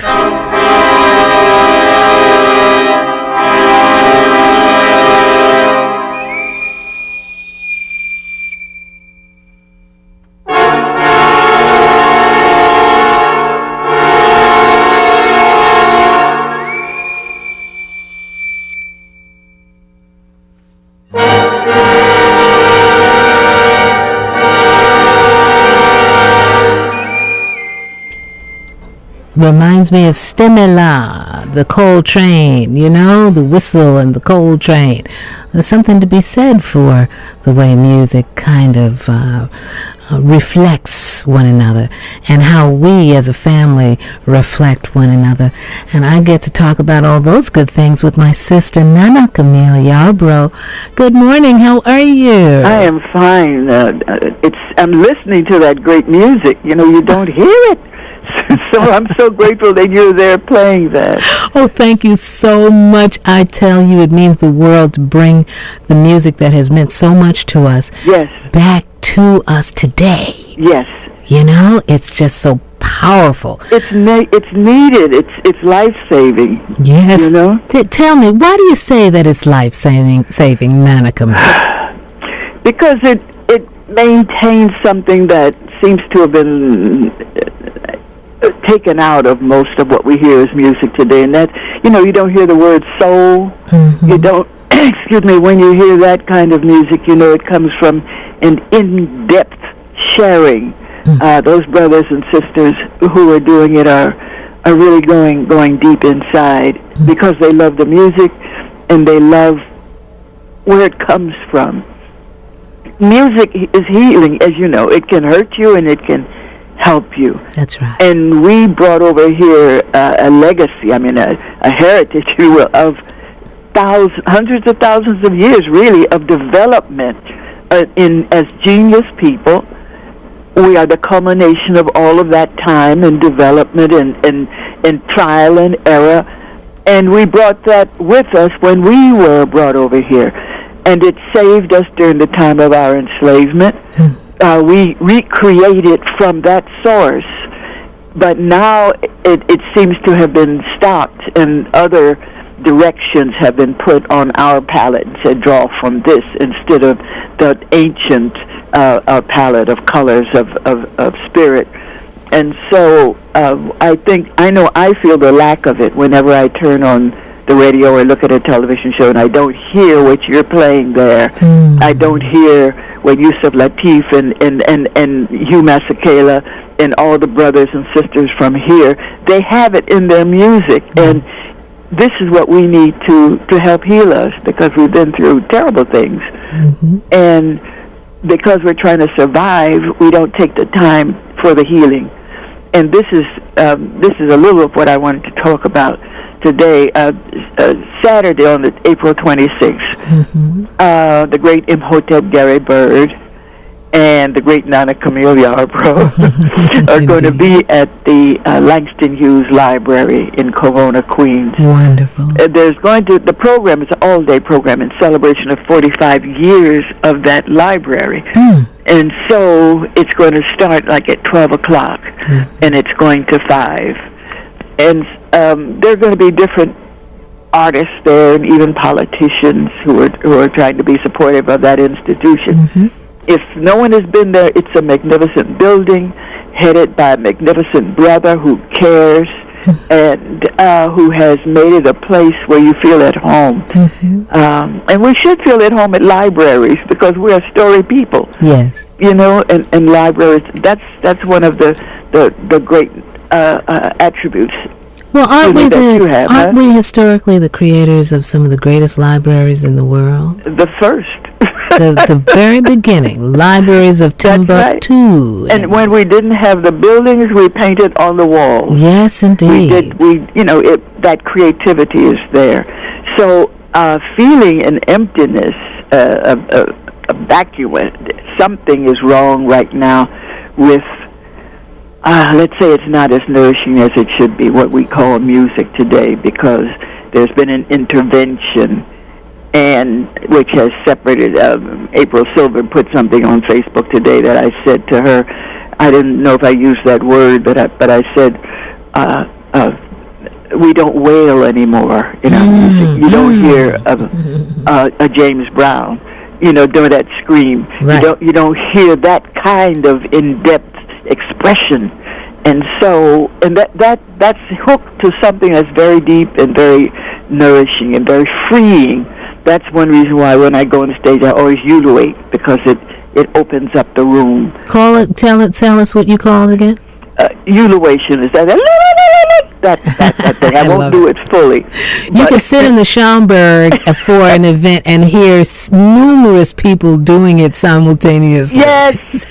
We can't lose that. But we are artists. We've kind of lost that freedom.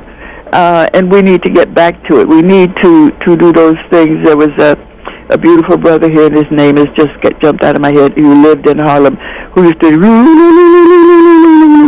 in his music. I love the way you do it. I forgot what his name was.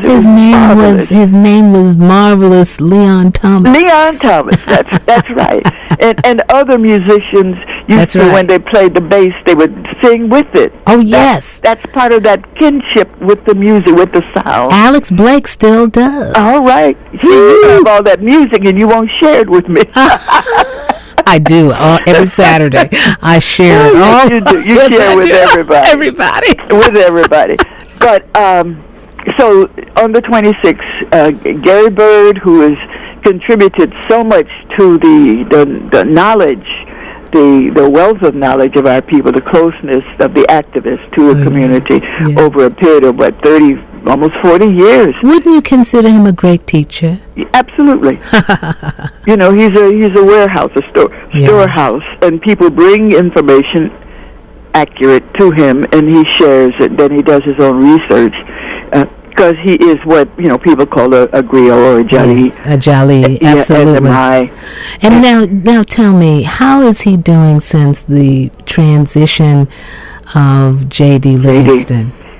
Well, they were very close. Yes. And several years ago, when J.D. first had to be hospitalized, where he couldn't walk, he couldn't get out of bed, we thought he would maybe last for a month or two.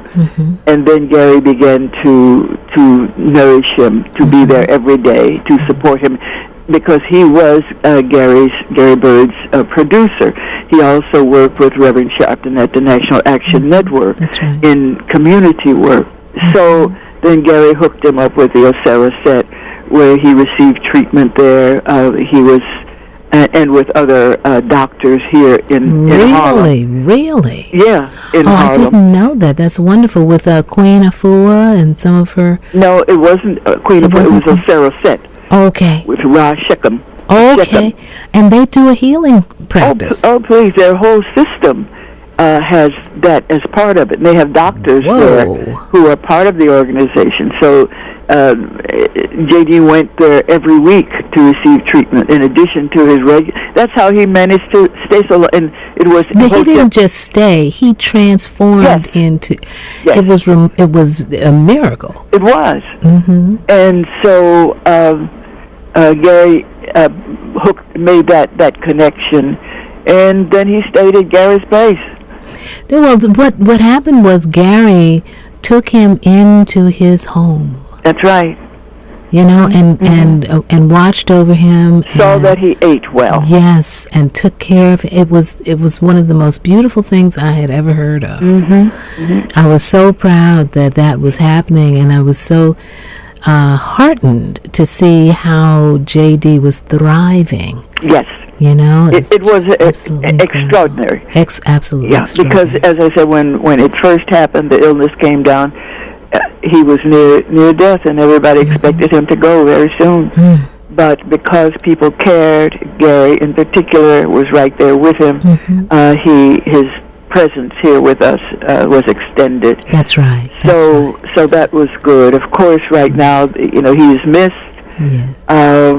And there's going to be a celebration, I believe, in June. Okay. A public celebration for him. His family had to make their arrangements and do what they do as a family first, and then the public is invited to the next celebration of his life. Oh, beautiful. So that is what is happening there. Oh, thank you for that report, Nana Camille. We needed to know. You know, I felt like I went into a small, dark place in the loss of J.D. Livingston, you know, and I couldn't quite reach out to Gary either. And but I wanted to hear these warm words and this beautiful story that you told, you know.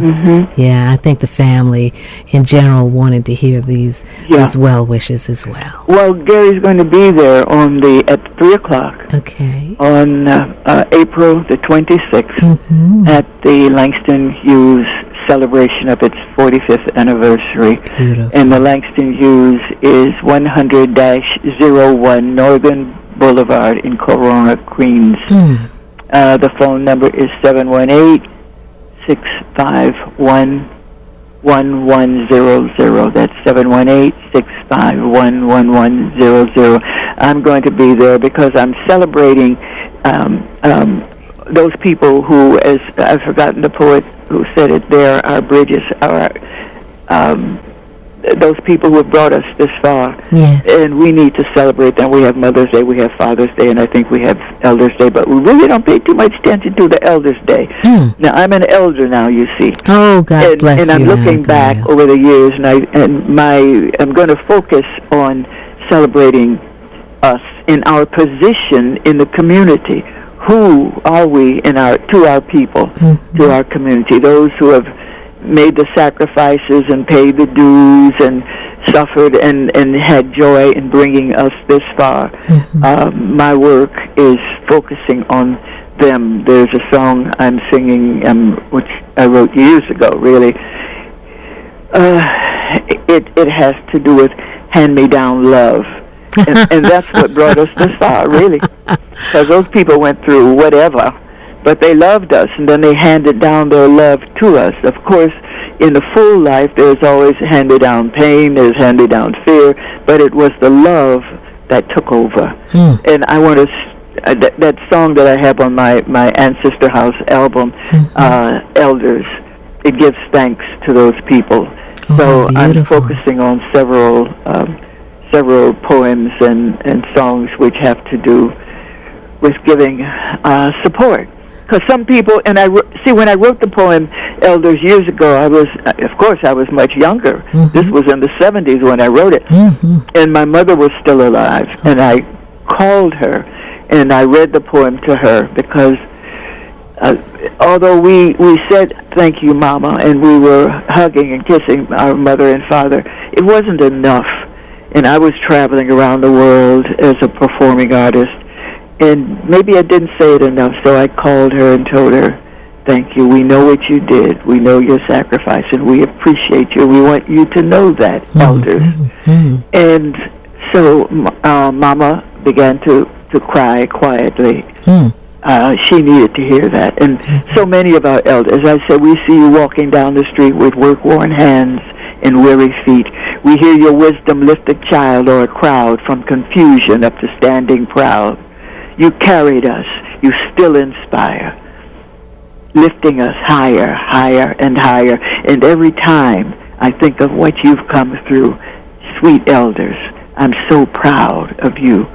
They need to hear that. Oh, that's beautiful. They need to hear it. Yes, they do. So, we all need to hear. yeah. We all need to be reminded of how to honor the ones who have gone before us. The ones, whose hands have become wearied and wrinkled. There you go. And bent in funny ways. Those, as Abby Lincoln said, who have become funny themselves, along the way in the struggle to bring us to standing. That's right. And we have come to standing. We got a standing president. Yes, we do. Hello. He may not be perfect, but we love him anyway. Down by so much criticism. It's crazy. Open to criticism, it's but crazy. Let's be real about that. I just have two positions on the thing. Make the system right. There you go. Okay. There you go. And give the man his props. and realize that this is not. All these countries have different governments, and everybody's pushing for a position, because it's like security. If we don't do this, then they will do that, and they'll have the upper hand on us, and that goes on constantly. Yes. But we have to remember that some countries, and I've been lucky enough to travel, I've seen people beaten in the street by government people.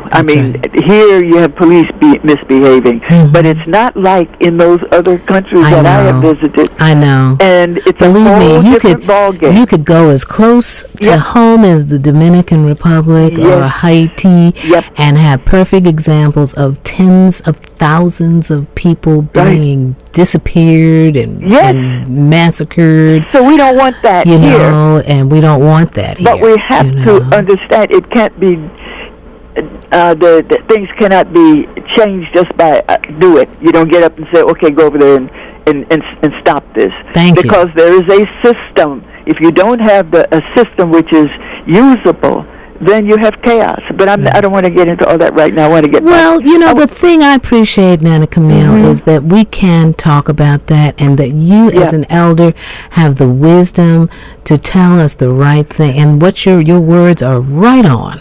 Well, I hope so. This is what I think we ought to celebrate, that a lot of as I said, it was back in the 70s when I wrote that. Now I am an elder. I've been through all of those changes. Yes. And I see what we have gained and what we have lost. And we have to, as I say frequently, strengthen our strengths and weaken our weaknesses. We have to do that just on purpose. With consciousness. That's right. And awareness. As artists, Gary, I think he did it years ago. He did a song called "The Crown." He's going to do that. Oh, fantastic! On the 26th. That's beautiful. And because it's placing that crown on our heads.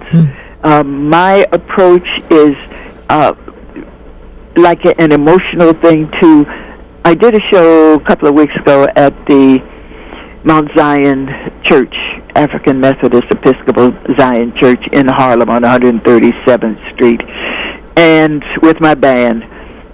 And there were lots of elders in the audience.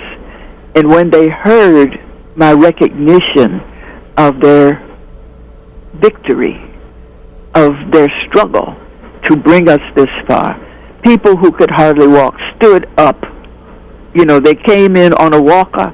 And I asked them, because I like people to stand at the end and embrace one another. Yes. Sometimes that's the only embrace they get in life, because there's nobody left to embrace them. You understand? Those people stood up. Those people waved their hands in recognition of my and our recognition of their greatness. Yes. These are great people walking down the street. Nobody's perfect, but they survive. Now that takes something, Ain't no fool gonna survive all that stuff. You have to have some smarts. And so these elders with their sticks and walkers, they weren't always like that. There was a time when they were in the struggle. Probably still are in the struggle. So on the 26th, we're going to be there. Gary and myself, then there are going to be other people all day long. We start on at 3 o'clock, but the whole day starts at 12. Oh, and at the Langston Hughes Library. And give that telephone number again. If I can, let's see, it's 718-651-1100. Oh, yes. Good. You sound like gold. I do? Yes. Okay. Child, let me tell you, it ain't easy out here. I know it. I know that's the truth. But yeah, I know you know what's going on, what's happening. Yes, but, yes. It's always good to reach you there where you are because you're maintaining, you're holding that position like a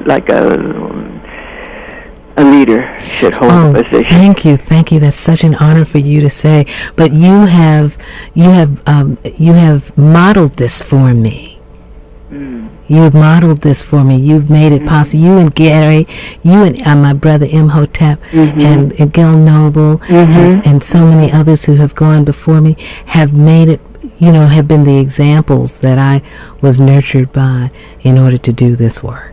Well, it came to me. I had inspiration from people who, when I was growing up on the south side of Chicago, which is rough now, it was rough then. Yes. And I had to get out. I'm writing now. I'm doing an autobiographical piece, and it really, really took me back. And the different people who, we didn't have Jet Magazine, we didn't have Ebony, we didn't have any of that. And so when they did come out, it was like, wow! And then we began to see some of our people who are active around the world. And as a dancer, I had my little dance community. We'd hang out, we'd go to classes, we'd look up every magazine that had us in it doing something, especially dancers, and one of them was Catherine Dunham and her company. Oh, boy. And so that was our dream, to go to that level. And the ancestors and the Creator took me there, opened that door for me. And I describe in one of the parts when I went to audition for that company, Miss Dunham's husband came to Chicago, and there was a former member of the first Dunham company was giving classes there, and my partner and I had danced at one of her concerts. So when Miss Dunham's husband came there looking for dancers, he went to her. And because we had danced for her, she called me up and said, would you like to audition? And we did. The ancestors and the Creator opened that door for me. And I stepped through and went to Los Angeles. Audition was accepted. But that day, I didn't know anybody. I was hardly traveled at all. I didn't. Went downtown in Chicago, came back to the south side. And there I was sitting with those people who I had seen in films, Stormy Weather and other films and other things. And I'm sitting there, went to class, danced with them. And afterwards, the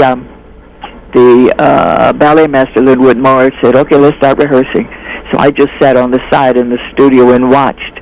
What I watched was transforming. At that time, and that was 1955, we didn't know very much as a people. We didn't know very much about Africa because we had been really turned against anything African. If somebody called you an African, you were ready to fight. It was that kind of ignorance that was forced upon us, really. Brainwashing. Yeah. So I'm sitting there, and I'd seen them in movies, and I'd seen sort of a glamorous side, but I knew it was a great company. And I sat there, and suddenly those drummers, the great drummers, came to the center. Cuban, Haitian, Brazilian drummers. And I'm sitting there watching, and they start rehearsing. And over on the side, there are these four tall, strong male dancers were on the four corners of a platform, about 4 feet. And next to it stood Catherine Dunham, and I'm saying, wow, to myself. And she's being dressed. They're putting something on, trying something on. Anyhow, the drums start. She steps on the platform. They lift up. The sister is dressed in African clothing. Now, coming from a society where, African ain't Tarzan. That was Africa to us. And I'm looking, not only is she African, but she's Egyptian in her dress. And I'm saying, what? Never having seen this Egyptian queen image before, that was she informed me. You understand? Wow, yes. That company, because it was African centered, was an education. It was Africa in diaspora, because there were dances and songs and culture from all over the diasporic world. And so I was blessed, not only by that, but the others, the Paul Robesons, I can't think of the other names, but there were so many at that time that we began to know about because of media, because of Ebony Magazine, because of the Chicago Defender. We didn't have people on the radio talking like you talk, but almost. We were just about to get there. So I'm blessed, and it is my responsibility. A couple of years ago, I was in school in Ghana, and here's Queen Mother. I knew I was always a Queen Mother. That was something from birth. Beautiful. It's just that you recognize the creator, you recognize the God in you, and then you are responsible for uplifting that and making it shine. And it's been my honor do that. Somebody's calling me, and I'm not going to answer. Well, I've got to go anyway, though.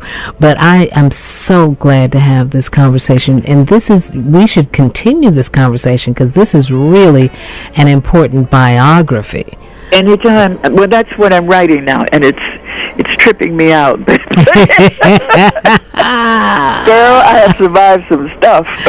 Oh my God! Serious Bless stuff, you. But learned and shared of our greatness, and that's what keeps us going. That's what keeps Gary going. That's what keeps so many of us out here, in spite of all the mess. I love you, Nana Camille. Thank you. I love you too, Diane.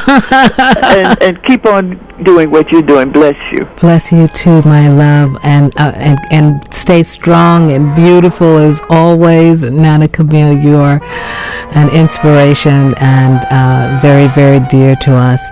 And I honor you with this song from Yusef Lateef, the African American epic suite, a song called Freedom. And I know Catherine Dunham danced to it. I know you danced it with her to it. I can just see Eartha Kitt and Harry Belafonte and Abby Lincoln and Aminata Maseka and everybody front and center right at this moment. Very powerful.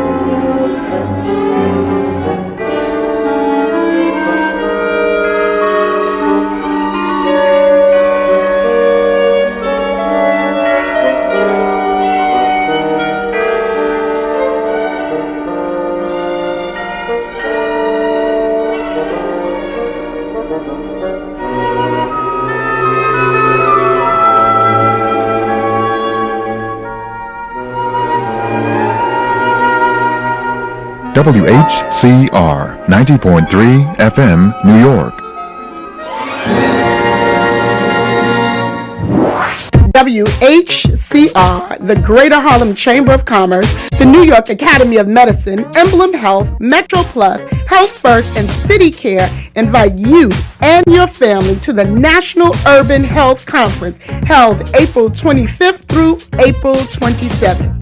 The National Urban Health Conference will feature major presentations on building healthy communities, spiritual health, and an all-day conference on youth health issues.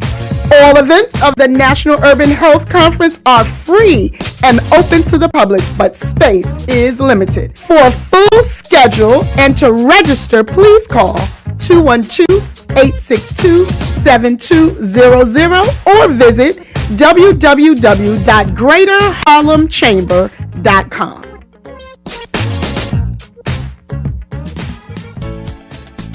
The Educational Theater Program at the City College of New York proudly presents the 2014 Family Arts Day, Saturday, May 10th from 10 a.m. to 1 p.m. Family Arts Day offers free fun for everyone. There will be theater games, face painting, puppets, sing-alongs, clowns and mask making, live performances, and much more.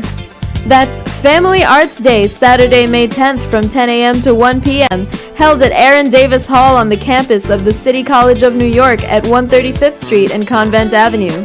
For a full schedule of events and directions, visit www.ccuny.edu/edtheater.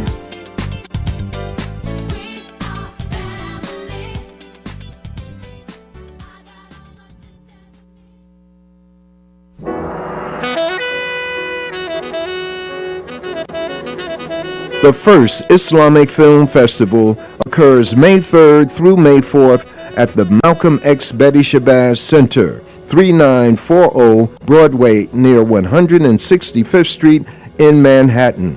For information, 917-946-8903, 917-946-8903. The film festival features Al Ghazali, The Trials of Muhammad Ali, Return to Goree, and 8 Centuries of Islam in America. May 3rd through May 4th. Information 917-946-8903, presented by the Mosque of Islamic Brotherhood Communications Department.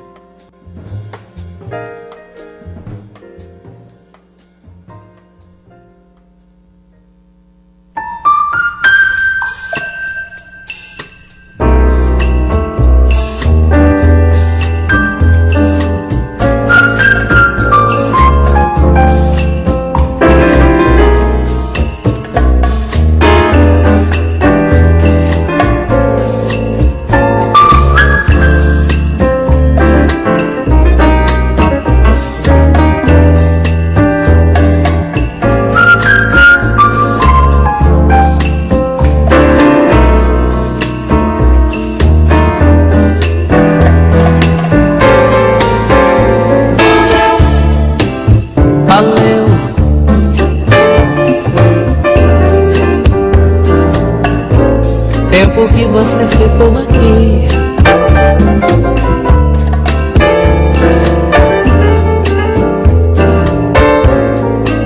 o apoio que você nos deu,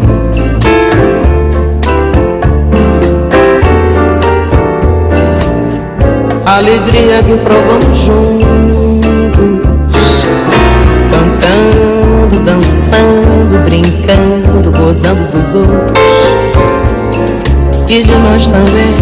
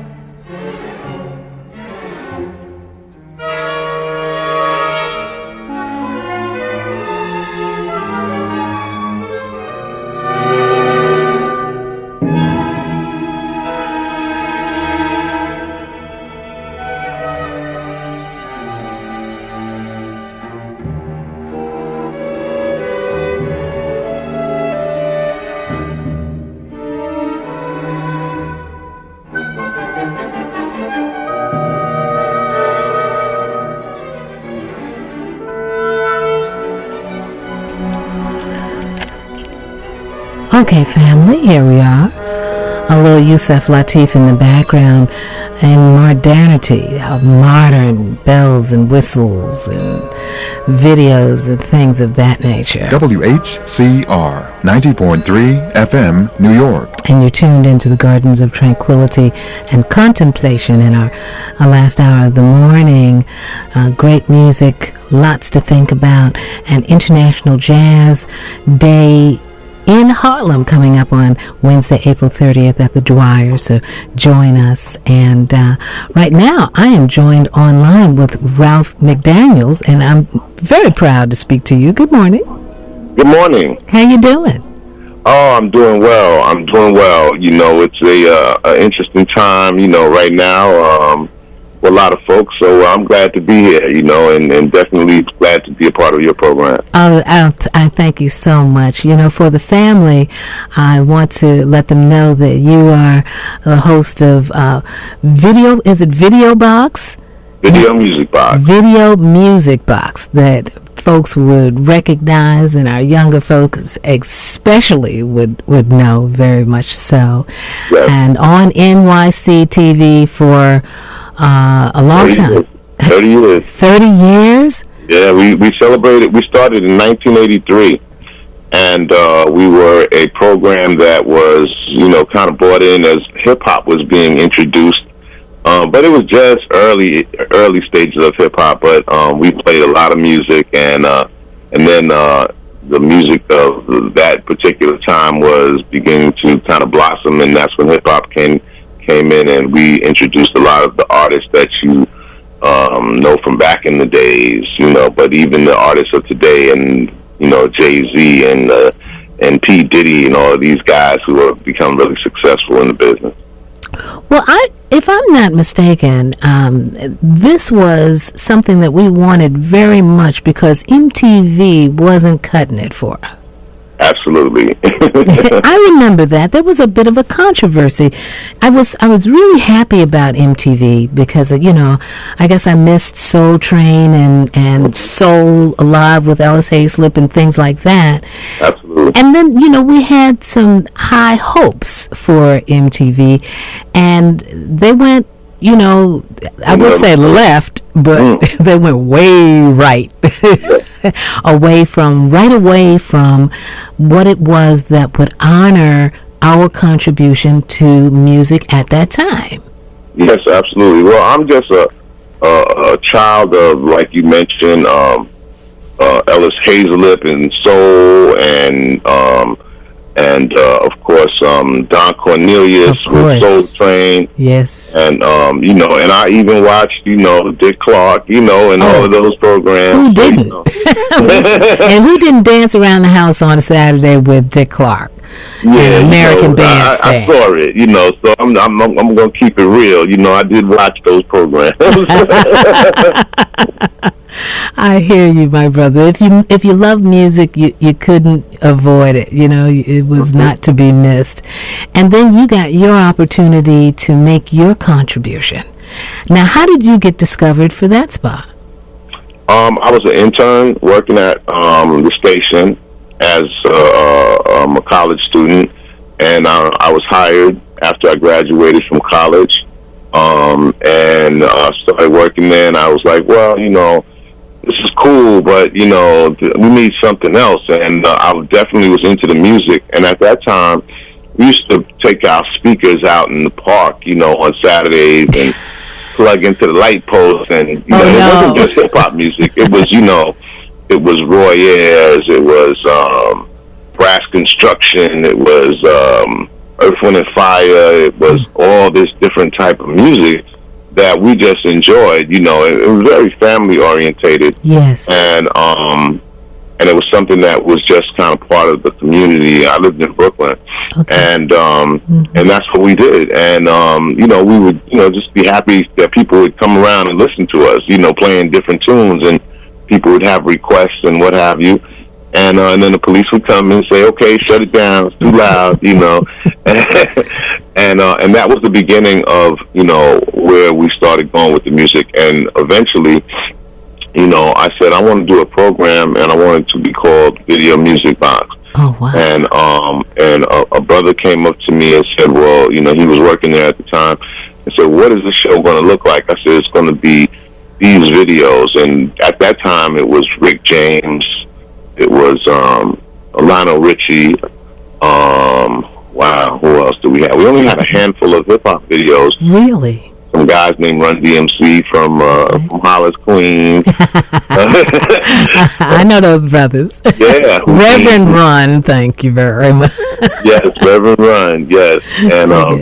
And they said, okay, well, this is cool, you know, but we at the same time have to, you know, add something to it. You know, what do you think? And I said, well, we want to lace around these videos, we want to put, like, you know, messages. You know, at that time we had messages about teen pregnancy, PSAs you call them, and stay in school, and you know, and it was, you know, don't do drugs, you know, with with Nancy Reagan, you know. That's right. And so, you know, we put all of that information in between the videos. And then myself, I would go out to, you know, the community. I would go to the South Bronx, or I'd go to 125th Street, or I'd be in Brooklyn on Fulton Street, and we'd be talking about things that were going on in our community. I love it. I absolutely love it. This is so important. I have to take a break for just a moment. I'm going to be right back with you. You know, the family knows I have to go and run and open the door. It's just like that when you have to do a little bit of everything. But hang in there for me, Ralph McDaniels, and thank you for being there with us to tell the story and to promote something that's coming up. Hold on. All right, my brother.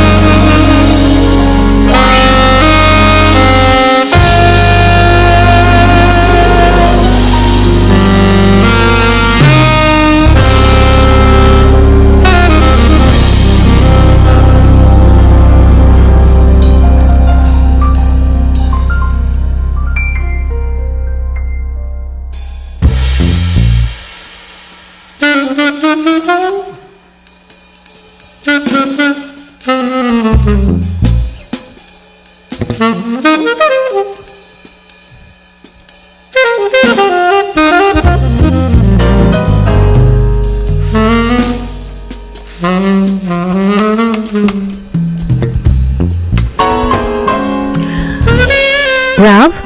Yes. I want to introduce you to this artist. The saxophonist is Tyrone Burkett. Okay. And his project is called Emancipation.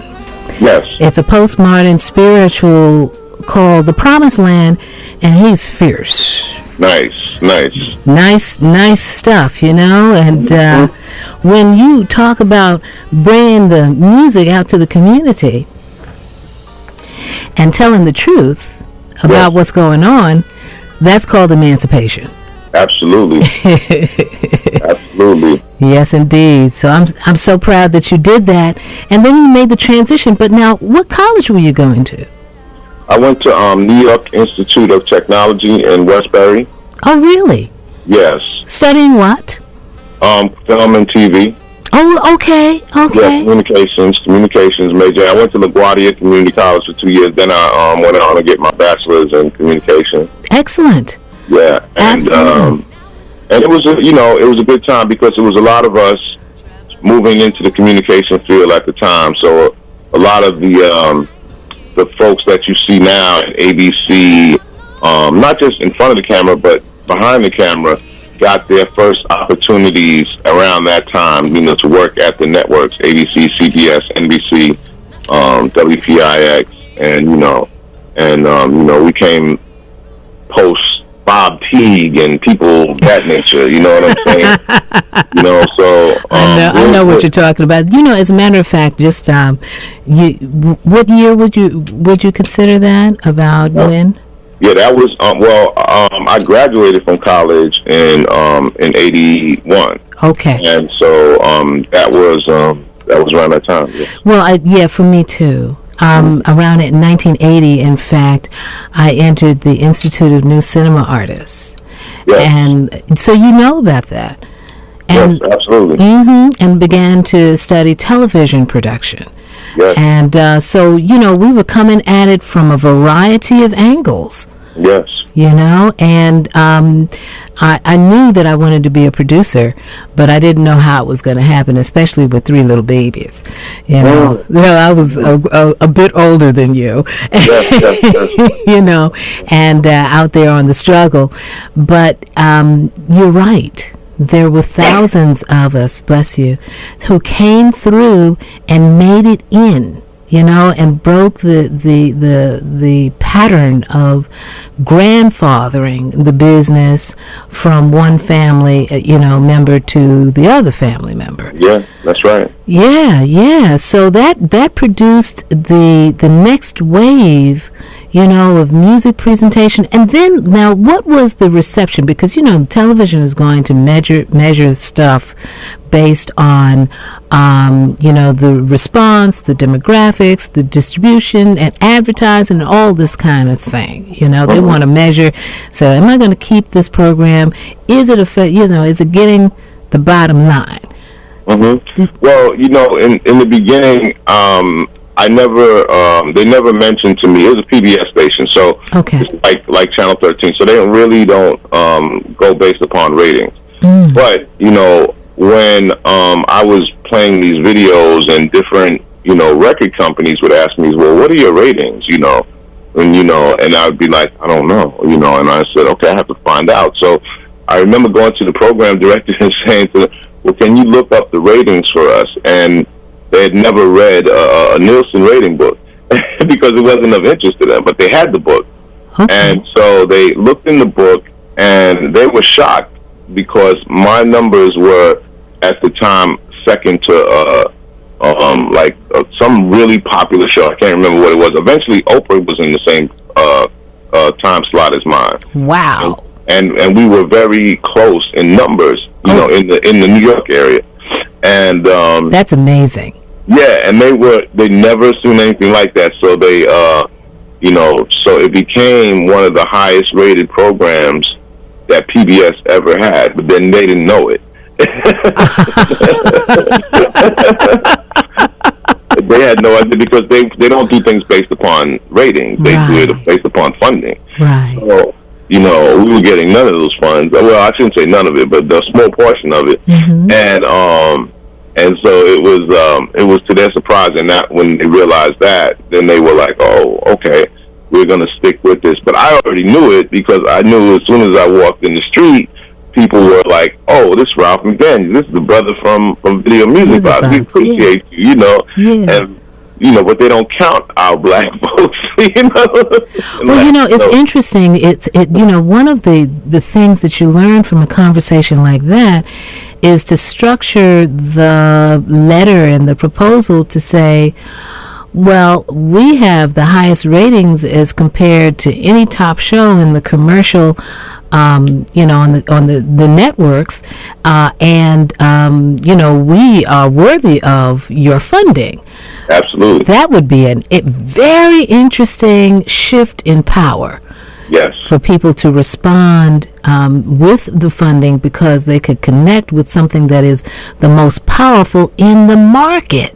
Yes, absolutely. Really something. We don't typically fight for that right. Even today, we get less attention from advertisers based on our programming, and then they make up these things like the personal people meter or something like that. and it doesn't really catch what it is that we're doing. And our stuff is catch fire all over the planet. Mm-hmm. Oh, absolutely, because it was something new. You know, music videos were a new way of presenting music. And, you know, MTV became, you know, and at that time there was no cable, so we didn't see MTV. So that was the only place for you to see African Americans in music videos. Wow. You know, there was one other program called Hot Tracks, which was on ABC. Oh, was that right?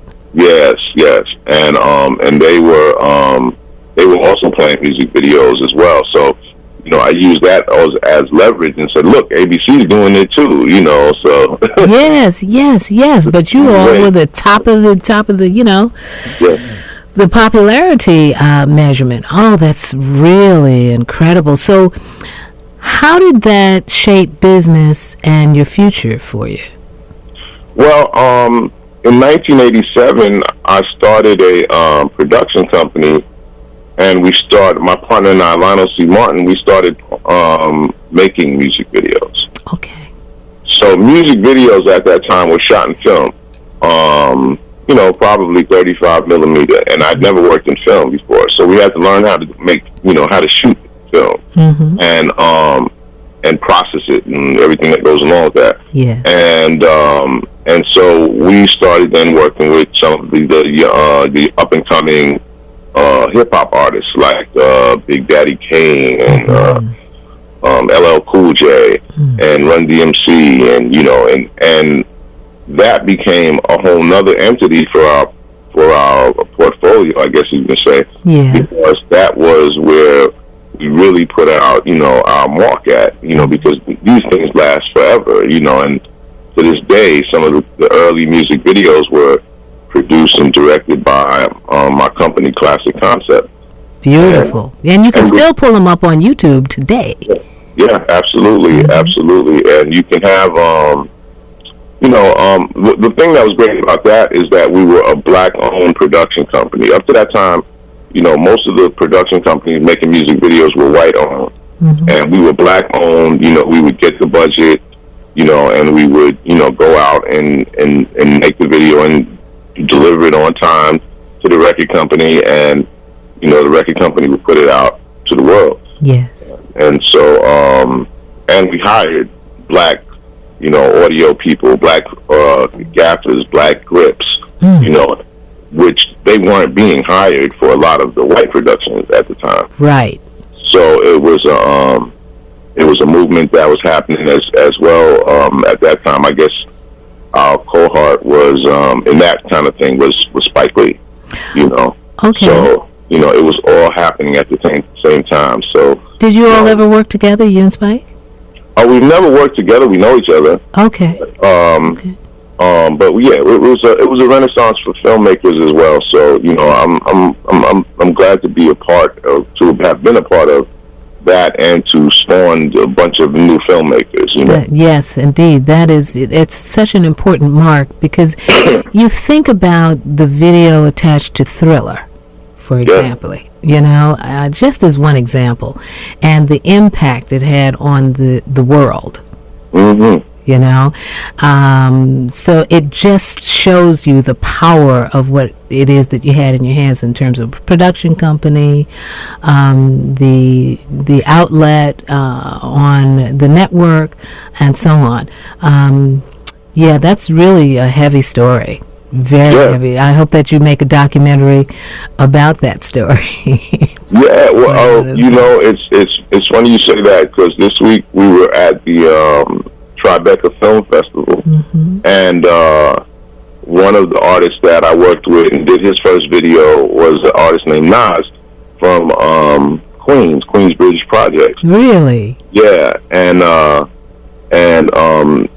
he celebrated 20 years of his first release, and he did a documentary on it, and I contributed to it because I shot a lot of the early footage of him before anybody knew who he was. Oh, that's amazing. You met his dad? Exactly. Oludara, yes. Yeah, deep. Yeah, Oludara is a big part of why the documentary happened, because Nas wasn't really interested in kind of doing a retrospective on that particular time. And Oludara did an interview and then saw the footage and told his son, "Look, man, you need to check this out. These filmmakers that just did this piece on you, they did a great job." And he saw it and fell in love with it. And then it ended up being the opening film for Tribeca. Oh, congratulations on that. That's enormous. Yeah. Oh, yeah. That's enormous. That is, that's you in the game. So big time. Yeah, 360. I think that it's incredible. Like you say, if it wasn't for Oludara understanding the importance of the film, it probably wouldn't have made it. So, father son, getting together and looking at it from a whole nother perspective, and I'm glad they did. Well, also the wisdom of our elders. Yes. They have experiences and they've seen things that put things in perspective, It's just like you understand looking at the perspective of, marketing, where your position is. It takes time to understand the power that exists behind that. And it's usually older, the generation that preceded you that understands, and how to capitalize on it, if you will. That's right. Yeah, take it to the next level and really begin the process of building a new industry.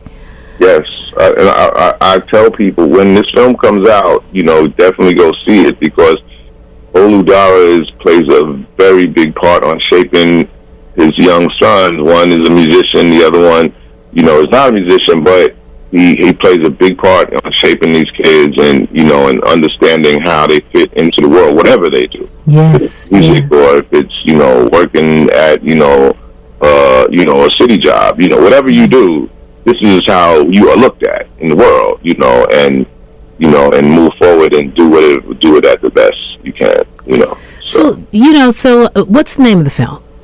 It's called Time is Illmatic. The name of Nas's first album was called Illmatic. Oh, is that right? Like incredible, this is the best thing ever. It was a slang in the streets at the time. Oh, I remember. My son introduced me to some of that vernacular, and it was really catchy. Illmatic, Yeah, it was like, man, this is incredible, and that's what he wanted his album to be called. Something incredible. Yes. Yeah. Yes, indeed. Oh, that's just really so powerful. Just amazing. And, so now it's at the Tribeca Film Festival. When can we see it?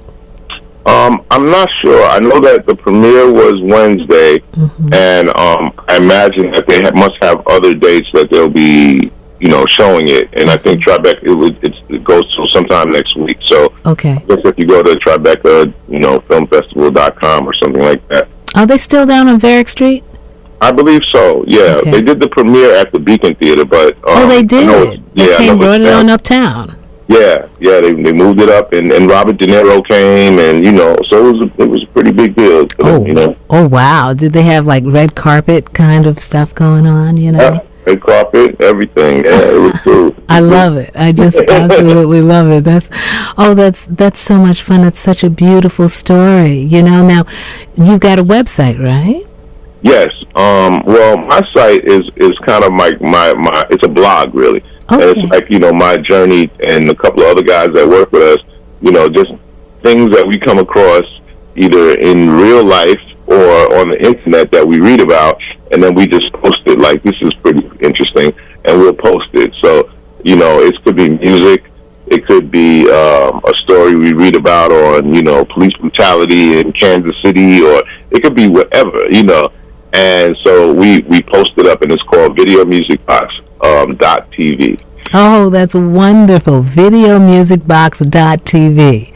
Yeah. Oh, so you have made the transfer. Yes. Remember, it just used to be .com. Right. And then they made it available .tv. So we were like, oh, that's perfect for us because we like our stuff to be visual. That's right. And so that's why we use the .tv. Okay, so it's not just a blog. You've got you've got visual. Yes. Okay, you've got footage. You're using film footage from filmmakers across the country? Yes. I think now if you go up there, you'll probably see the the Time is Illmatic trailer is on there. Oh, perfect. So you can go and if you want to find out a little bit more about the film, you'll just get an idea of what that's all about from Nas. I love that. I absolutely love that. But talk to me about your musical taste today. Oh, wow. Quite obviously, you know, everything moves fast today. It's very quick, and I'm a product of a lot of different scenes. So I grew up listening to I'm dancing, DJ. So I always listen to things from that perspective in a way. So now, which format or which form was? Because I know I'm at a house, when I was rather, I guess around the time, in the 80s, whenever the house came out, I just fell in love with it. It was really just wonderful. But prior to that, I had commandeered, liberated my father's Kind of Blue album, so I was doing all of that jazz and Emerson, Lake and Palmer and all kinds of stuff, and then house, just dancing my head off. Yeah, well, I was a DJ, and I remember there was a guy that lived on my block, and he said that he was going to the Paradise Garage. Okay. And we were like, what is the Paradise Garage? Mm-hmm. And so he says, man, the music that you play, you're going to love it, because they play similar music to what you play, Ralph. And I said, okay. And I remember we went, and I've never seen anything like it. And I don't think I've ever seen anything like it to this day. And the music that was being played was incredible. And it was kind of like the soul of disco at the time, jazz and, all different types of genres of music that, I was aware of, but I didn't know that other people were aware of them as much as I was. Wow. But I walked in and there was, here 1,000 people dancing to this music at 5, 6, 7, 8, 9 o'clock in the morning. Ooh. And I was like, this is where I need to be. This is what's happening, And so, that was it. It was I guess a epiphany of where I could take this. Yes. And so that probably had a lot to do with shaping where I was going to go with, eventually with Video Music Box and other projects that I worked on, because, I realized that the world's open. At that time, I lived in Queens. Mm-hmm. And, and you just, you're stuck in your community. You're not, doing anything else. You're doing, your thing. You think you're the hottest thing in Queens. But, you need to step out and see what's happening. So that was the cool thing about going at the time, to the Village. Yes. Because there was all these different people. There was punk rockers there. There was, the reggae brothers was there. There was white people, it was Asian people, and they were all into the same thing, And it was like, this is pretty incredible, man. This is real creative. So from a creative spirit, it was the best thing that could happen to me. And so that was it. Once I went to the Village, I was, man, we gotta go to the Village. And then a good friend of mine who lived in the community, Russell Simmons. Oh yes. He would be like, yeah, man, let's go. And we would go down there and hang out, and just just catch the vibes of whatever was going on, and and meet people that were doing similar things to what we were doing. And that's how we shaped our musical taste. At that time, hip hop was just barely getting started. Weren't too many records out, but the sound was being introduced to the rest of the city, and that sound started really in the South Bronx. But the way they were doing it up there, and that was it. We took off from there. That was the launching pad. Wow, that's an amazing story. We've got a caller on the line. Welcome to our conversation here in the Gardens with Ralph McDaniel. Say good morning. Good morning. This is Sandra. I just wanted to make sure that Ralph mentioned Teen Summit. Good morning, Sandra. Good morning. You sound pretty good on the radio there, Sandra. Thank you, darling.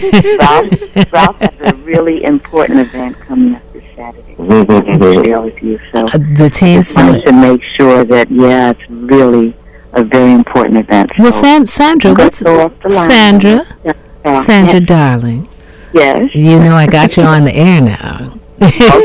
So you have to hang in there. You got to hang in there with me a little bit, because when Ralph talks about the magic of all these different genres coming together, I think of you, especially because all of the genres come together in the work that you've done since you have been in the industry. And, I love it personally, just because, you worked with Miles and you worked with Michael Jackson and the list. It was a blessing. It was. Really blessed. But it was a long list, my sister. It's a long list, and the music varied incredibly. Absolutely. Well, I think, at that time, it was a great time for all of us to be in the industry because the exposure was immeasurable. I mean, it was a great training ground for us to be able to work in these settings with these celebrities and to develop the careers of these artists.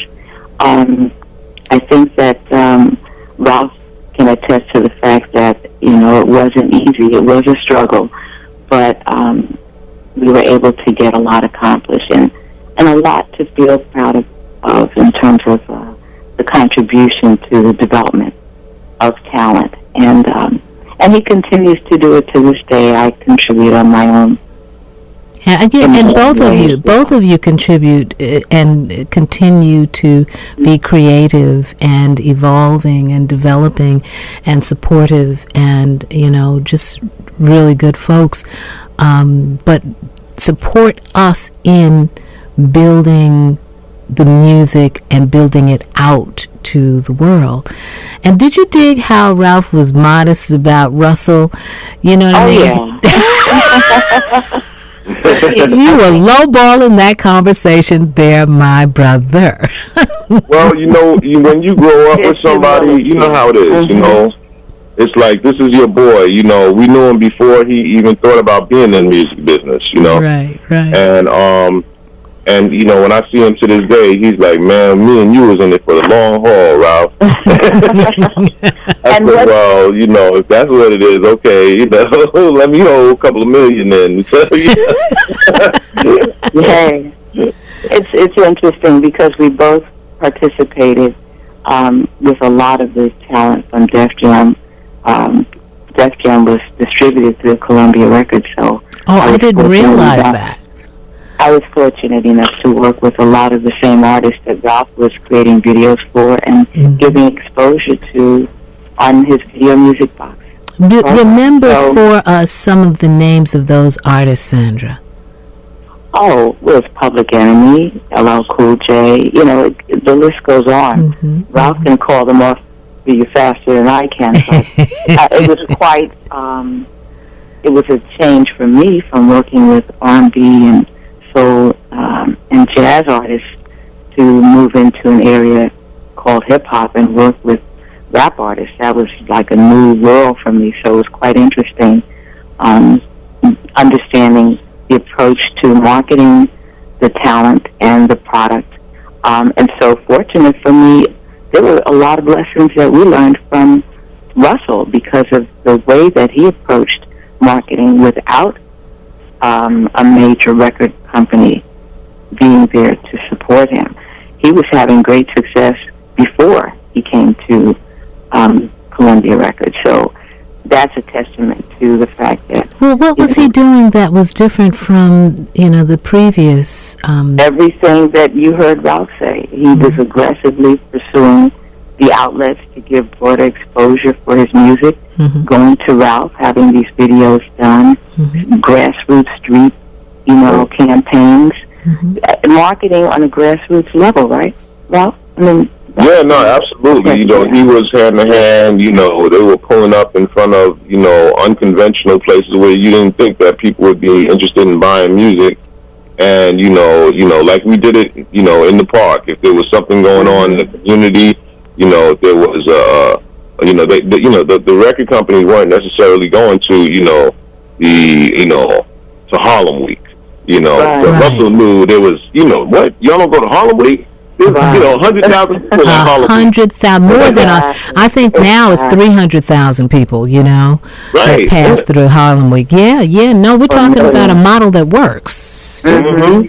So he knew. Mm-hmm. Yes. And so we learned a lot from Russell, and he learned how to go into the commercial mainstream industry with the expertise that executives at the record label had to offer. So it was a very great relationship and a great training ground for all of us.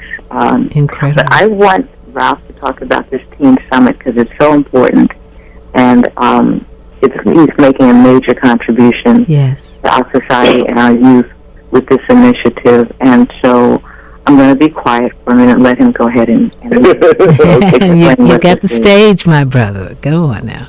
Well, next Saturday, April 26th, in Brooklyn at Borough Hall, we are having Brooklyn Teen Summit, and it's called Celebrate Youth 2014.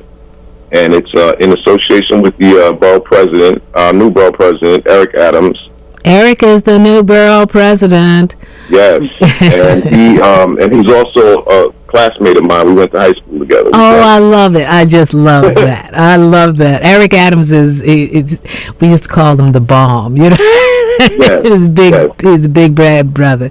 But so are you, Ralph McDaniels. Go on now, tell the story. And so Eric has said, look, you know, I'm very interested in hearing what the young people have to say.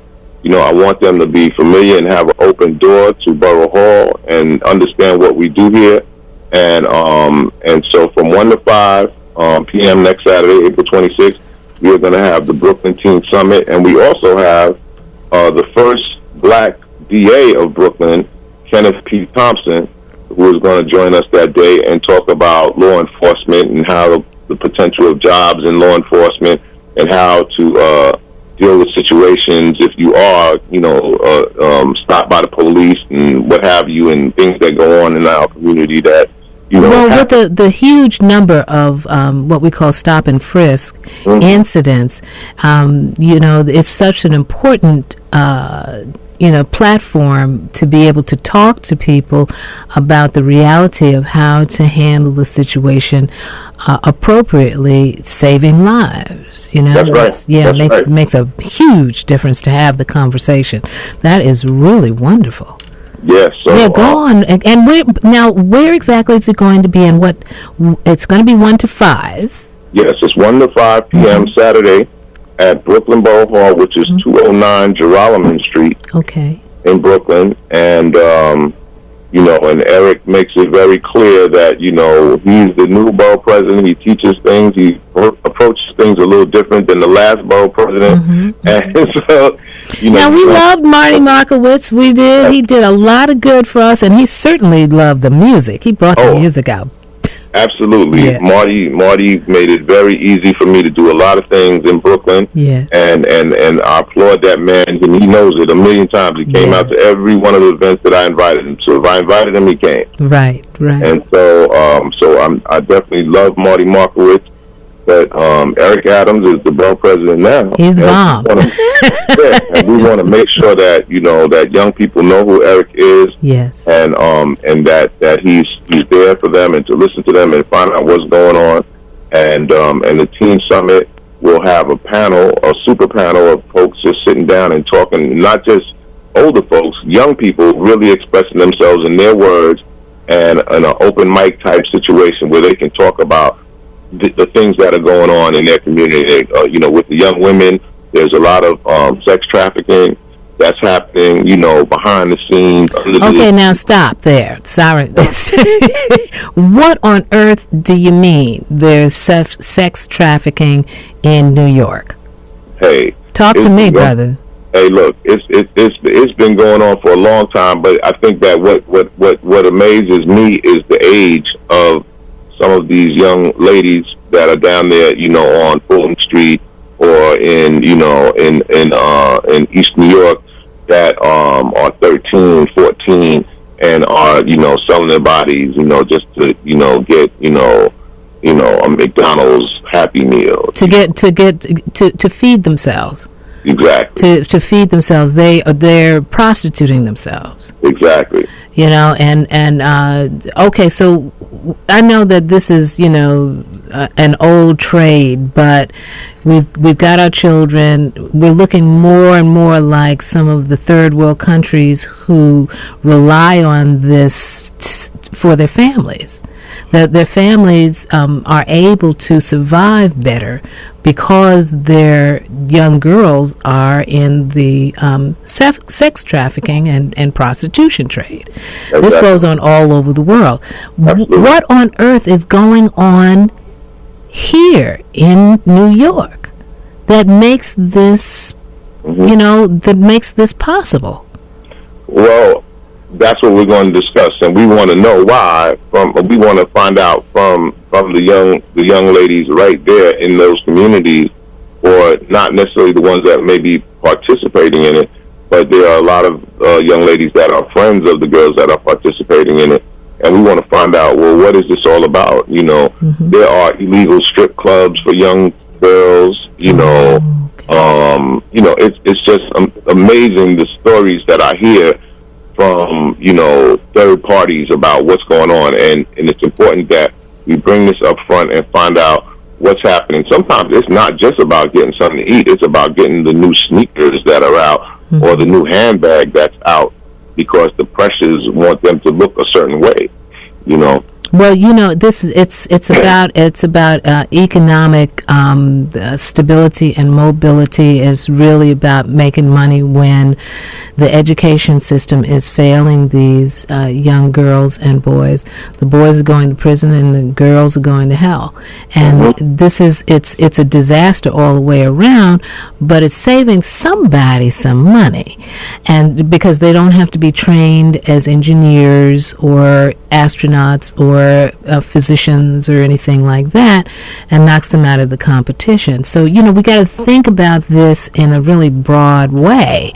I'm trying to figure out, but then there's also the discussion about the music of the day having been co-opted to give negative messages that corrupt the value that we have as human beings. How have you and your colleagues addressed some of that?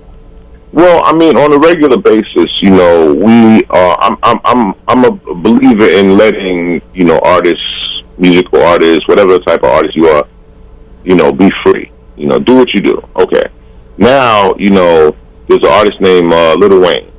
And he has a big following. And, and I remember going to one of his shows, and, it was the lowest common denominator of topics that you could talk about to me. Yes. And, sure. And I said, this is, but every kid knew the words. Oh. And I said, you know what? This is cool. You've done this. You've quite obviously attracted a large group of people. Now you have the opportunity to uplift those same people. Right. With that power that you have. Right.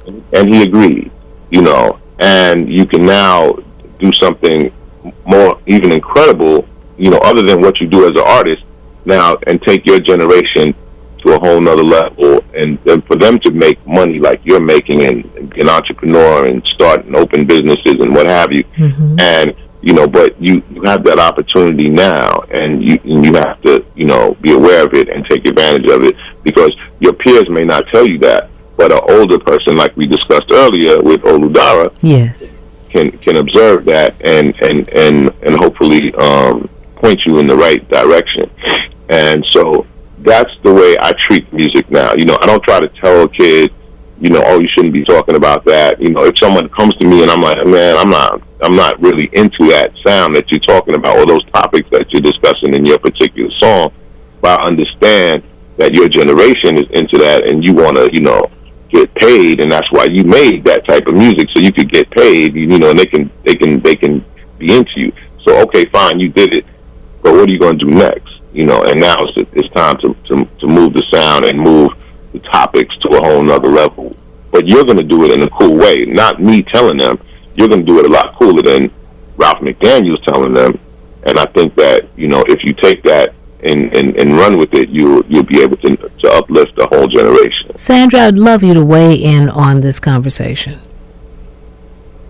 She's still there. Well, you know, I'm here. Yeah, I just, in my mind, I think where Ralph is going is right in that you still need the freedom of expression, but what needs to happen is taking some responsibility for what it is that you do in influencing others.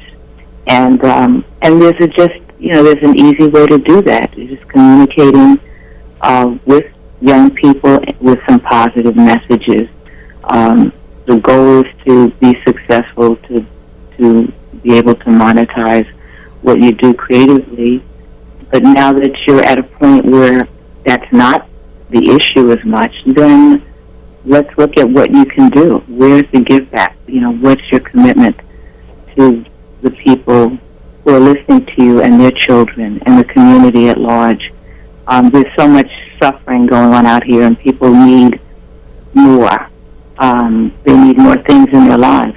Excuse me. So I think it's essential to address that issue in some way, so that we can become a society of healthy, wholesome people. You know, so there's a way to do it. With our foundation initiative, we're spending time with musical artists and sports figures, and we're going into schools and communities and trying to support what's already in place and some things that are missing in the cultural arts and music and sports. And I think that, you know, we have to continue to reach out to young people, reach out to our communities, to the underserved, and let them know we care, and let them know that we're there for them in a time of need. So, well, you know, one of the things the way I view it.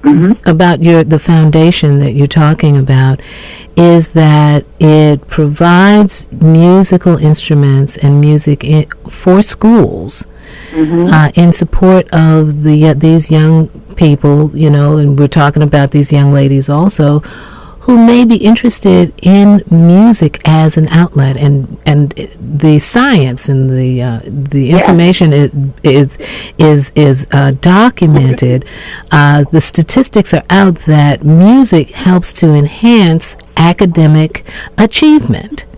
Exactly. So, you know, it's only it's only natural that these musicians should be encouraged, all of these artists encouraged to do the give back like you described. You know, there may be the monetary goal, they may sell out and give bad lyrics and bad inspiration to get a certain dollar. Not everybody's doing that.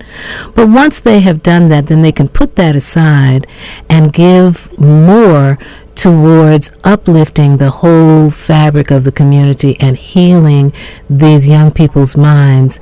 You know, it's it's like being responsible. It's like valuing yourself. It's, you know, the messages that we're good, we can accomplish anything, we're smart, we have capability, we can create other industries and economic outlets and supports, rather than succumbing to this one narrow area of either prostitution or drugs. You know, we can get away from that with a creativity, because we possess creativity. We're the authors of creativity. So exactly. So even with the Bullion Foundation, what we do is put in a lot of time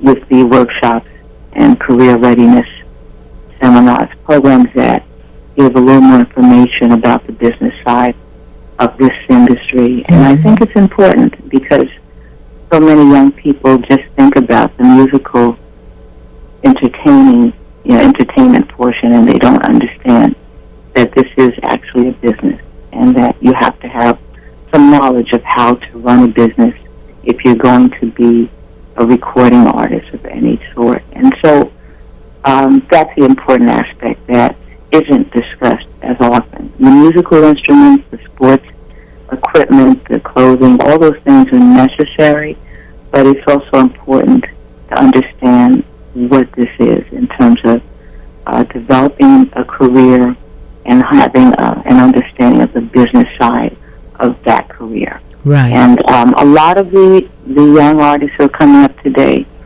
may not have had that opportunity. I was fortunate working at Columbia Records Sony Music to be able to share my knowledge with a lot of the talent that I developed, so that there was a way for them to understand a process of what it was to be an artist and what it means to impact on a whole community of other people with your musical presentation, your image, and so on. So that's an important part of what we do, just in helping to nurture and develop talent. And we have a lot of celebrities who do support the initiative and participate in the programs. And you need them because they are the role models. Whether we like it or not, they're going to be the role models, the influences on these young people, and hopefully they can be influential in steering them in a good direction. Right, in a positive direction, you know. Absolutely, yeah. And so, I think that's pretty much it. Well, you know, it's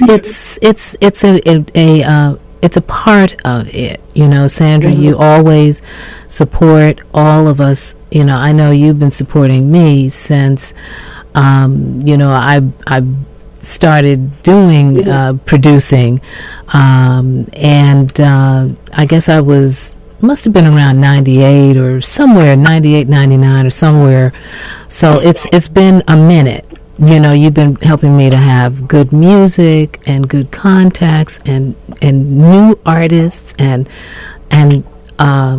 it's always been founded in gracious people, you know, modeling out of your graciousness, and committed people, you know, who are there when, you know, you know, when you call them to be there, they're there. Ralph McDaniels is with us today.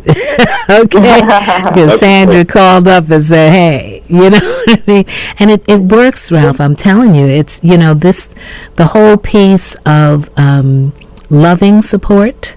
That's right. You know, a loving and positive vision of ourselves and our possibilities. You know, if we keep working towards that and instill, like you say, in Lil Wayne and all the other Lil Waynes and, you know, everybody else that's coming along, it's going to touch something, and some good is going to come out of it, because there's so much creativity and courage in them, you know. Absolutely. Well, I have to say that my son, Andre DaCosta, is spearheading the Bullion Foundation, and he is such an avid fan of Ralph. So the whole relationship with Ralph was really spearheaded by my son wanting to just do something to make sure that even Ralph received more of the acknowledgement than most would see, because, you know, he's a behind-the-scenes guy, and he's very low-key and very humbled. You know, there's a lot of humility there, but you know, we've got to toot other people's horns, too. We've got to let people know who's out here, you know, doing the work behind the scenes. And that was an important part of everything that we're doing today. Oh, that's good.